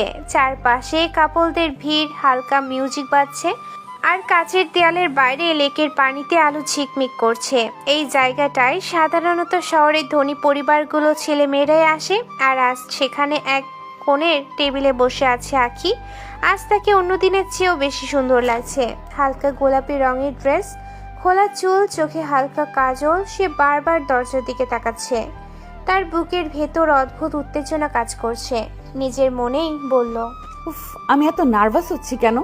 Ma'am, order. আরেকজন আসবে, তারপর দিব। ওয়েটার মাথা নেড়ে চলে গেল। আঁখি আবার দরজার দিকে তাকালো। ঠিক তখনই দরজা ঠেলে ভেতরে ঢুকলো নিলয়। সাধারণ শার্ট, পুরানো জিন্স, চোখে সেই শান্ত দৃষ্টি। প্রতিদিনের মতোই সাধারণ, কিন্তু আঁখির চোখে সে বাকিদের থেকে আলাদা। একটুও খারাপ লাগলো না তার, বরং নিলয়কে দেখেই তার মুখে অজান্তে হাসি ফুটে উঠল। নিলয় চারপাশে একবার তাকালো। দামি সাজসজ্জা, বড় লোকদের পরিবেশ। তারপর ধীরে আঁখির টেবিলের সামনে এসে দাঁড়ালো। আঁখি একটু নার্ভাস হলেও হাসি দিয়ে বলল, বসো। এত বড় ক্যাফেতে ডাকলে কেন? কেন? এখানে কি আমাকে মানায়? কেন মানবে না? দেখো, আমার পোশাক আশাক এত দামি না। সে নিজের শার্টের দিকে তাকালো। সাধারণ, পুরানো। আঁখির বুকটা কেমন করে উঠল, কারণ ছেলেটা কথাগুলো বলছে খুব স্বাভাবিকভাবে, কিন্তু তার ভেতরে কষ্টটা বোঝা যায়। আঁখি ধীরে বলল, পোশাক দিয়ে মানুষ বিচার করা উচিত না। সবাই তোমার মতো ভাবে না। আমি অন্যদের মতো না। এই কথাটা শুনে নিলয়ের চোখে অদ্ভুত একটা ঝিলিক ফুটল। সে মনে মনে হাসল। মেয়েটা সত্যিই আলাদা। Sir, order. কি খাবে তুমি? তুমি যা খাবে। তাহলে তো শুধু চা আর সিঙ্গারা অর্ডার করতে হবে। আঁখিও হেসে ফেলল। অনেকদিন পর সে এভাবে স্বাভাবিকভাবে হাসছে। না, আজকে একটু ভালো কিছু খাওয়া হবে। আচ্ছা। ওয়েটার অর্ডার নিয়ে চলে গেল। কিছুক্ষণ দুজনের মাঝেই নীরবতা। আঁখি চুপচাপ নিলয়ের দিকে তাকিয়ে আছে। আজ কাছ থেকে ছেলেটাকে আরো অন্যরকম লাগছে। চোখ দুটো খুব গভীর, শান্ত, কিন্তু যেন অনেক কিছু লুকানো। নিলয় সেটা বুঝে ফেলল। সে হালকা হেসে বলল, আবার তাকানো শুরু? আমি তাকাইনি। তাহলে কি আজও টেরা হয়ে গেছো? তুমি না, একদম অসহ্য। নিলয় মনে মনে হাসলো। সে বুঝতে পারছে আঁখি ধীরে ধীরে তার সামনে দুর্বল হয়ে যাচ্ছে। ঠিক তখনই আঁখি ধীরে বলল, একটা কথা বলবো? বলো। তুমি সব সময় এমন চুপচাপ কেন? সব মানুষ নিজের গল্প বলতে পছন্দ করে না। তোমার মাঝে অনেক রহস্য, সবাইকে না। নিলয় এবার তার দিকে তাকালো। তার ঠোঁটে ধীরে একটা রহস্যময় হাসি ফুটলো। রহস্য মানুষকে ভয় পাইয়ে দেয়, সবাইকে না। নিলয়ের চোখ কয়েক সেকেন্ড আঁখির চোখে স্থির হয়ে রইল, আর সেই মুহূর্তে দুজনের মাঝে নীরবতা যেন অন্যরকম হয়ে গেল। ক্যাফেটার ভিতরে তখন নরম মিউজিক বাজছে। চারপাশে কাপলদের আস্তে আস্তে কথা বলার শব্দ, কফির গন্ধ আর লেকের পাশের হালকা বাতাস সব মিলিয়ে পরিবেশটা অদ্ভুত শান্ত। টেবিলের উপর দুটো কফির কাপ। আঁখি চুপচাপ বসে আছে, আর নিলয় ধীরে কফির কাপে চুমুক দিল। তার চোখ স্বাভাবিক, মুখেও শান্ত ভাব। কিন্তু আখির বুকের ভেতর তখন ঝড় চলছে। সে বারবার নিজের হাত মুঠো করছে, মনে মনে বলছে, বলবো না, বলবো না, আই লাভ ইউ। নিলয় ঠিক তখনই কফি খাচ্ছিল। কথাটা শুনে সে সাথে সাথে বিষম খেলো, কাঁচতে লাগলো। আখি একদম চমকে উঠে বলল, আরে আস্তে, এত শখ খাওয়ার কি আছে? নিলয় কয়েক সেকেন্ড কাঁচতে কাঁচতে তার দিকে তাকালো, তারপর পানি খেয়ে বলল, শখ খাওয়ার মতোই তো কথা বললে। আখি ঠোঁট কামড়ে নিচে তাকালো, মুখটা একদম লাল হয়ে গেছে, কিন্তু এবার সে নিজেকে সামলে নিল। পারি না নাকি বলতে? নিলয় কিছুক্ষণ চুপ করে তার দিকে তাকিয়ে রইল। মেয়েটার চোখে কোনো মজা নেই, সে সত্যি সিরিয়াস। কিন্তু নিলয় নিচু গলায় বলল, অবশ্যই বলতে পারো, কিন্তু আমাকে কেন? আমাকে কি তোমার সাথে মানায়? কথাটা বলার সময় তার চোখে হালকা তিক্ততা ফুটে উঠল। সে আবার নিজের শার্টের দিকে তাকালো। সাধারণ কাপড়, সাধারণ জীবন। আখির বুকটা কেমন করে উঠল। সে ধীরে বলল, তোমাকে এত সব ভাবতে হবে না। বাস্তবতা না ভেবে থাকা যায়? আমার তোমাকে ভালো লাগে, ব্যাস। তোমার সাথে কথা বলতে ভালো লাগে, তোমার চোখের দিকে তাকাতে ভালো লাগে। তুমি যখন রাগ করো তখনও ভালো লাগে, তুমি যখন চুপচাপ থাকো তখনও। নিলয় চোখে অদ্ভুত ঝিলিক ফুটল। সে খুব কম মানুষকে নিজের সামনে এত খোলামেলা হতে দেখেছে। আখি আবারও বলল, আমি জানি তুমি গরিব, জানি তোমার জীবন আমার মতো না, কিন্তু আমার মন তো এসব বোঝে না। আমি চেষ্টা করেছি নিজেকে থামাতে, পারিনি। কথাগুলো বলতে বলতে আখির চোখ একটু ভিজে উঠল। সে নিচু গলায় বলল, আমি সারাদিন তোমার কথাই ভাবি। নিলয় এবার চুপচাপ তার দিকে তাকিয়ে রইল। তার ভেতরে অদ্ভুত অনুভূতি কাজ করছে, কারণ কেউ তাকে শ্যাডো হিসেবে ভালোবাসে না। সবাই ভয় পায়, সম্মান করে, কিন্তু এই মেয়েটা, সে ভালোবেসেছে নিলয়কে, সেই সাধারণ ছেলেটাকে। নিলয় ধীরে বলল, যদি একদিন জানতে পারো আমি তোমার ভাবনার মতো না। মানে? কিছু না। সে আবার কফির কাপে চুমুক দিল, কিন্তু এবার তার চোখ আগের মতো স্থির নেই। আখি ধীরে বলল, তুমি কিছু বলবে না? নিলয় তাকালো। আখির চোখে ভয়, যেন সে উত্তর শুনতে ভয় পাচ্ছে। নিলয় নিচু গলায় বলল, তুমি জানো তো তোমার পরিবার কখনো এটা মেনে নিবে না। আমি পরিবারকে বোঝাবো। সবকিছু এত সহজ না আখি। তুমি শুধু বলো, তোমার আমার প্রতি কিছুই অনুভূতি নেই? প্রশ্নটা শুনে নিলয় থেমে গেল। তার চোখ কয়েক সেকেন্ড আখির চোখে স্থির রইল। নীরবতা, শুধু দূরের মিউজিক বাজছে। তারপর নিলয় ধীরে চোখ সরিয়ে নিল। আমি এমন জীবন বেছে নিয়েছি যেখানে অনুভূতি দুর্বলতা হয়ে যায়। আখি কিছুই বুঝলো না পুরোপুরি, কিন্তু সে বুঝলো নিলয়ের ভেতরে অনেক অন্ধকার লুকানো। তবুও তার মন আরো বেশি টান অনুভব করলো। আখি ধীরে হাত বাড়িয়ে নিলয়ের হাত ছুঁয়ে দিল। নিলয় এক মুহূর্ত থেমে গেল। আখি খুব আস্তে বলল, তাহলে আমাকে তোমার দুর্বলতা হতে দাও। কথাটা শুনে নিলয়ের বুকের ভেতর কেমন যেন ধাক্কা লাগলো, কারণ বহু বছর পর কেউ তার শক্ত মুখোশের আড়ালে থাকা মানুষটাকে ছুঁতে চেষ্টা করেছে। ক্যাফেটার ভেতরে তখনও হালকা মিউজিক বাজছে, কিন্তু আখির কানে এখন কিছুই ঠিক মতো ঢুকছে না। তার পুরো মন শুধু নিলয়ের দিকে। আর নিলয়, সে কিছুক্ষণ চুপচাপ বসে থাকার পর ধীরে চেয়ারটা সরিয়ে উঠে দাঁড়ালো। আখি একদম থমকে গেল, তার বুক ধক করে উঠল। নিলয় শান্ত মুখে বলল, অনেক রাত হয়ে যাচ্ছে, আমাদের যাওয়া উচিত। এই বলে সে ধীরে ধীরে হাঁটতে শুরু করলো। আখি কয়েক সেকেন্ড বোঝারই চেষ্টা করলো কি হলো। তারপর বুকের ভেতর হঠাৎ কেমন ফাঁকা লাগলো। সে নিচের দিকে তাকালো, চোখ দুটো কেমন ঝাপসা হয়ে আসছে, মনে হচ্ছে কেউ তার ভেতরটা চেপে ধরেছে। শেষ পর্যন্ত নিলয় তাকে ফিরিয়ে দিল। তার গলা কেঁপে উঠল, খুব আস্তে ভাঙা কণ্ঠে বলল, আমাকে তোমার পছন্দ না, তাই না? কথাটা শুনে নিলয়ের পা থেমে গেল। চারপাশে মুহূর্তের জন্য সবকিছু যেন নীরব হয়ে গেল। নিলয় কয়েক সেকেন্ড পেছন ফিরে দাঁড়িয়ে রইল, তারপর ধীরে ধীরে আবার আখির দিকে ফিরে এলো। আখি মাথা নিচু করে বসে আছে, তার চোখের কোণে জল চিকচিক করছে। নিলয় তার সামনে এসে দাঁড়ালো। আখি ধীরে মুখ তুলতেই দেখলো নিলয় খুব গভীরভাবে তার দিকে তাকিয়ে আছে। সেই দৃষ্টিতে অদ্ভুত কিছু আছে, শান্ত কিন্তু ভয়ঙ্কর টান। আখির বুক কেঁপে উঠল। নিলয় ধীরে একটু ঝুঁকে এলো। আখি হতবাক হয়ে তাকিয়ে আছে। পরের মুহূর্তেই নিলয় খুব আস্তে আখির ঠোঁটে একটা চুমু খেলো। সময় যেন থেমে গেল। আখির পুরো শরীর কেঁপে উঠল, তার চোখ বড় হয়ে গেল। মুহূর্তের জন্য সে নিঃশ্বাস নিতেও ভুলে গেল।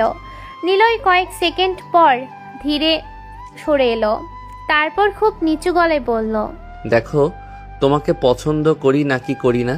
আখির গাল এক মুহূর্ত লাল হয়ে গেল। সে একদম লজ্জায় নিচে তাকিয়ে ফেলল। তার বুকের ভেতর এত জোরে ধুকপুক করছে যে মনে হচ্ছে পুরো ক্যাফে শুনতে পাচ্ছে। নিলয় মুচকি হেসে তার দিকে তাকিয়ে রইল। এই প্রথম সে আখিকে এত অসহায় লজ্জা পেতে দেখল। আখি তোতলাতে লাগলো। তুমি এটা কি করলে? উত্তর দিলাম। আখি 2 হাত দিয়ে মুখ ঢেকে ফেললো। লজ্জায় তার কান পর্যন্ত লাল হয়ে গেছে। নিলয় এবার একটু ঝুঁকে নিচু গলায় বলল, গরিবের রানী হওয়ার জন্য তৈরি থাকুন ম্যাডাম। আখির সাথে সাথে মুখ তুলে তাকালো। তার চোখে অবাক আর আনন্দ একসাথে। মানে এখন আর পিছু হটার সুযোগ নাই। আখির ঠোঁটে ধীরে হাসি ফুটে উঠল। সেই হাসিতে কেমন শিশু সুলভ খুশি। সে নিচু গলায় বলল, আমি তো আগেই হার মেনে গেছি। নিলয়ের চোখ কয়েক সেকেন্ড তার মুখে স্থির রইল। আজ প্রথমবার তার ভেতরের বরফে ঢাকা অংশে একটু উষ্ণতা লাগছে। কারণ এই মেয়েটা তাকে তার টাকার জন্য না, তার পরিচয়ের জন্য না, শুধু নিলয় হিসেবে ভালোবেসেছে। ঠিক তখনই আখি দুষ্টুমি করে বলল, কিন্তু একটা সমস্যা আছে। কি সমস্যা? আমার বাবা যদি জানতে পারে তাহলে তোমাকে মেরে ফেলবে। তোমার বাবা আমাকে চিনে না। আর তুমি নিজেকে কি ভাবো? যেদিন চিনবে সেদিন ভয় পাবে। আখি কথাটার মানে বুঝলো না পুরোপুরি, কিন্তু তার মনে আবার সেই একই অনুভূতি হলো। এই ছেলেটার মাঝে ভয়ঙ্কর বড় কোনো রহস্য লুকানো আছে। পরের দিন সকাল, কলেজ ক্যাম্পাস আজ অন্যদিনের মতোই ব্যস্ত। কেউ ক্লাসে যাচ্ছে, কেউ বন্ধুদের সাথে আড্ডা দিচ্ছে, আবার কেউ ক্যান্টিনের সামনে দাঁড়িয়ে গল্প করছে। কিন্তু আজ নিলয়কে একটু অন্যরকম লাগছে। তার মুখে হালকা হাসি, চোখেও অদ্ভুত শান্তি। যে ছেলেটা সাধারণত সব সময় গম্ভীর থাকে, আজ তাকে কেমন হালকা লাগছে। গেট দিয়ে ভেতরে ঢুকতেই দূর থেকে সিয়াম চিৎকার করে উঠল, এই নিলয়! নিলয় তাকিয়ে হালকা হাসলো।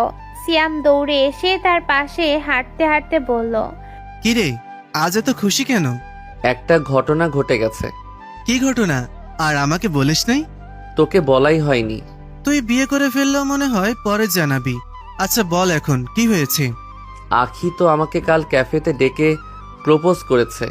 1 সেকেন্ড 2 সেকেন্ড সিয়াম পুরো হা হয়ে দাঁড়িয়ে রইল, মুখ খোলা, চোখ বড় বড়।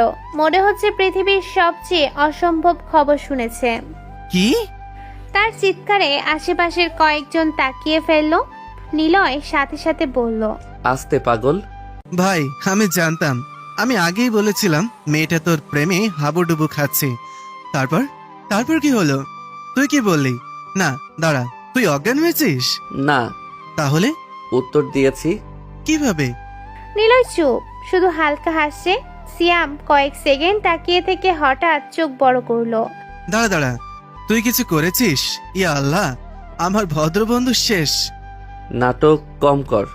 চুমু খাইছিস? ও, সত্যি খাইছিস? তুই একটু আস্তে কথা বলতে পারিস না? ভাই, খ্যাত থেকে সরাসরি রোমান্টিক হিরো। তারপর কি বলেছে আকি? বললাম গরিবের রানী হওয়ার জন্য তৈরি থাকতে। ভাই, তুই একদম সিনেমার হিরো। নিলয় হেসে ফেলল। অনেকদিন পর সে এত স্বাভাবিকভাবে হাসছে। সিয়াম এবার একটু সিরিয়াস হয়ে বলল, কিন্তু একটা কথা বল। কি? আখের পরিবার যদি জানতে পারে সমস্যা হবে। নিলয়ের চোখে এক মুহূর্তের জন্য অদ্ভুত ঠান্ডা ভাব ফুটে উঠল। সে শান্ত গলায় বলল, আমি কাউকে ভয় পাই না। সিয়াম ভ্রু কুঁচকালো, কারণ মাঝে মাঝে নিলয়ের কথাবার্তা এমন হয় যেন সে সত্যি ভয় পায় না কিছু। ঠিক তখনই কলেজ গেটে একটা দামি গাড়ি এসে থামলো। সবাই তাকালো। গাড়ি থেকে নামলো আখি। আজ হালকা নীল ড্রেসে তাকে অসাধারণ লাগছে। সে নামতেই চারপাশের অনেক ছেলে তাকিয়ে রইল, কিন্তু আখির চোখ সরাসরি গিয়ে থামলো নিলয়ের উপর। আর নিলয়ের ঠোঁটের কোণে ধীরে হাসি ফুটে উঠল। সিয়াম সাথে সাথে কনুই মেরে বলল, ভাবি এসে গেছে। চুপ কর। আখি ধীরে ধীরে তাদের দিকে এগিয়ে আসছে, তার চোখে লাজুক হাসি, কিন্তু আশেপাশে কেউ জানে না এই সাধারণ ছেলেটার হাতেই এমন ক্ষমতা আছে যেটা চাইলে পুরো পৃথিবীর সিস্টেম কাঁপিয়ে দিতে পারে। গভীর রাত, পুরো বাড়ি তখন ঘুমে নীরব। শুধু নিলয় রুমের দরজার নিচ দিয়ে হালকা নীল আলো বের হচ্ছে। মনিটরের সামনে বসে আছে নিলয়। স্ক্রিনে কোটি কোটি টাকার গ্রাফ, আন্তর্জাতিক কোম্পানির ডাটা, শেয়ার মার্কেটের রিপোর্ট ভেসে উঠছে। এই মুহূর্তে সে আর সাধারণ কলেজ স্টুডেন্ট না, সে বিশ্বের অন্যতম ভয়ঙ্কর ক্ষমতাধর মানুষ। হঠাৎ ফোনে কল আসলো, স্ক্রিনে ভেসে আসলো manager Canada. Niloy call receive করলো। হ্যাঁ। স্যার, আপনাকে আসতে হবে। কিসের জন্য? অ্যাওয়ার্ড অনুষ্ঠান। কানাডার সবচেয়ে বড় বিলিয়নারকে পুরস্কার দেওয়া হবে। এবারের সম্মানটা আপনি পাচ্ছেন স্যার। নিলয়ের চোখে বিন্দুমাত্র উত্তেজনা নেই, যেন এসব তার কাছে খুব সাধারণ। নিলয় শান্ত গলায় বলল, কবে? আগামী পরশু। ওকে, আমি চলে আসব। Thank you sir. কল কেটে গেল। নিলয় কিছুক্ষণ চুপচাপ বসে রইল, তারপর ধীরে জানালার বাইরে তাকালো। বাংলাদেশের ছোট্ট অন্ধকার গলি। আর কয়েকদিন পর এই সাধারণ ছেলের আসল পরিচয় পুরো পৃথিবী দেখবে। পরদিন সকাল, মা রান্নাঘরে নাস্তা বানাচ্ছেন। নীলা টেবিলে বসে মোবাইল দেখছে। নিলয় ধীরে এসে বলল, মা। কি বাবা? 2 দিনের জন্য একটু বাইরে যেতে হবে। কোথায়? বন্ধুরা ঘুরতে যাচ্ছে, অনেক রিকোয়েস্ট করেছে, যেতেই হবে। মা কিছুক্ষণ তাকিয়ে রইলেন। তার ছেলে খুব কমই কোথাও যেতে চায়, তাই এবার আর না করলে না। আচ্ছা যা, কিন্তু ঠিকমতো খাওয়া দাওয়া করবি। আচ্ছা। ভাইয়া আমাকে ছাড়া ঘুরতে যাবে? তুই বড় হ। আমি বড়ই। পুরো ঘরে হালকা হাসির পরিবেশ তৈরি হলো, কিন্তু কেউ জানে না এই ঘুরতে যাওয়া আসলে ব্যক্তিগত জেটে কানাডা যাওয়া। কয়েক ঘন্টা পর বিশাল প্রাইভেট জেট আকাশে উঠছে। জেটের ভেতরে বসে আছে নীলয়। সাদা শার্ট, কালো কোট, চোখে আত্মবিশ্বাস। এই রূপে তাকে কেউ চিনতে পারবে না। সে আর বাংলাদেশের সাধারণ খ্যাত ছেলে না, সে নিলয় খান, কানাডার টপ বিলিয়নিয়ার। 2 দিন পর কানাডার সবচেয়ে বড় অ্যাওয়ার্ড অনুষ্ঠান, বিশাল হলরুম, চারপাশে আন্তর্জাতিক ব্যবসায় মিডিয়া, ক্যামেরা, মঞ্চ জুড়ে আলো ঝলমল করছে। উপস্থাপক মাইকে বলল, And now this award from Canada's youngest and most powerful billionaire goes to কয়েক সেকেন্ড উত্তেজনা, তারপর পুরো হল কেঁপে উঠল এক নামে। নিলয় খান। পুরো হল দাঁড়িয়ে তালি দিতে লাগলো। ধীরে ধীরে মঞ্চে উঠল নিলয়। কালো স্যুটে তাকে ভয়ঙ্কর সুদর্শন লাগছে, চোখে ঠান্ডা আত্মবিশ্বাস। মিডিয়ার ক্যামেরা একের পর এক ফ্ল্যাশ করছে, পুরো পৃথিবী দেখছে তাকে। পুরস্কার তার হাতে তুলে দেয়া হলো। উপস্থাপক বলল, at such a young age he control billions. Niloy মাইকের সামনে দাঁড়ালো, কিন্তু তার মুখে কোনো অহংকার নেই। শান্ত গলায় শুধু বলল, success means nothing if you forget the people you love. পুরো হল আবার তালি দিয়ে উঠল। এদিকে বাংলাদেশ নিউজ চ্যানেলে ব্রেকিং নিউজ চলছে। বাংলাদেশি তরুণ এখন কানাডার সবচেয়ে বড় বিলিয়নিয়ার। স্ক্রিনে নিলয়ের ছবি ভেসে উঠছে। সেই নিলয়, কলেজের সাধারণ খ্যাত ছেলে। নীলাদের বাসা। নীলার টিভির সামনে বসেছিল। হঠাৎ স্ক্রিনে নিলয়কে দেখে সে একদম জমে গেল। তার মুখ হা হয়ে গেছে। মা। মা রান্নাঘর থেকে বের হয়ে টিভির দিকে তাকিয়ে থমকে গেলেন। তার হাত থেকে গ্লাস পড়ে গেল প্রায়। স্ক্রিনে তাদের ছেলের ছবি, স্যুট পরা। হাজার মানুষের ভিড়ে দাঁড়িয়ে নিউজ রিপোর্টার বলছে, তিনি বহু বছর ধরে নিজের পরিচয় গোপন রেখেছিলেন। এটা আমার নিলয়। ভাইয়া এত বড় লোক? এটা কি সে নিলয়? অসম্ভব। যে ছেলেকে তারা খ্যাত বলে অপমান করত, সে কানাডার টপ বিলিয়নিয়ার।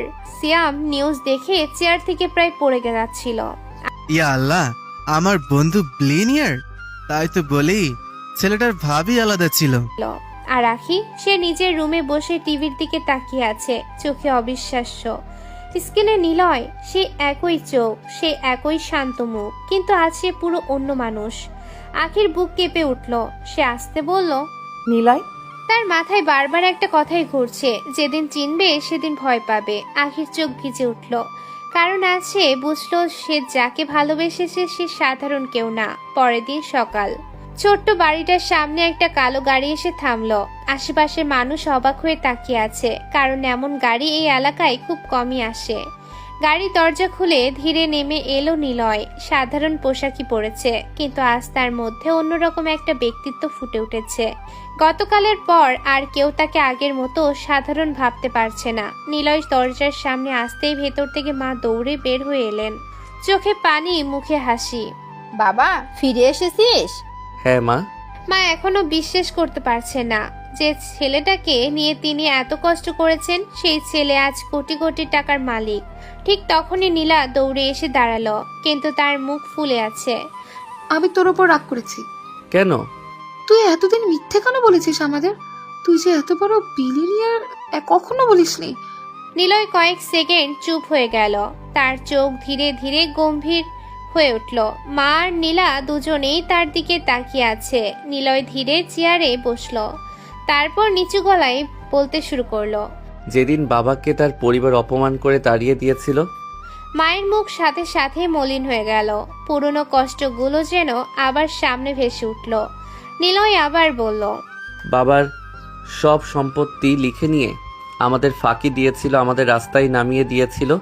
সেদিন আমি প্রতিজ্ঞা করেছিলাম এর থেকে 1000 কোটি টাকার সম্পদ আমি করব। মা চুপচাপ চোখের পানি মুছলেন। নিলয়ের গলা আরো ভারী হয়ে উঠল। আমি ওদের দেখিয়ে দিতে চেয়েছিলাম আমি কতটা উপরে উঠতে পারি, যতটা উপরে উঠলে ওরা তাকাতেও পারবে না আমার দিকে। ঘরটা নিস্তব্ধ হয়ে গেল। নীলার চোখ ভিজে উঠেছে, মায়ের বুক গর্ভে ভরে যাচ্ছে। নিলয় ধীরে মুচকি হাসলো। আজ আমি এতটা উপরে উঠে গেছি, ওরা চাইলেও আর আমার দিকে তাকাতে পারবে না। আমি জানতাম আমার ছেলে একদিন অনেক বড় হবে। আমার ভাইয়া সবচেয়ে বেস্ট। অনেকদিন পর এই ঘরে আনন্দের কান্না। বিকেলবেলা পার্কের ভেতরে বেঞ্চে বসে আছে আখি। আজ তার মন অদ্ভুত উত্তেজিত, রাগও লাগছে আবার ভালোও লাগছে, কারণ যাকে সে সাধারণ ভেবেছিল সে আসলে পুরো অন্য জগতের মানুষ। হঠাৎ পেছন থেকে পরিচিত গলা ভেসে এলো। অনেকক্ষণ অপেক্ষা করাচ্ছি।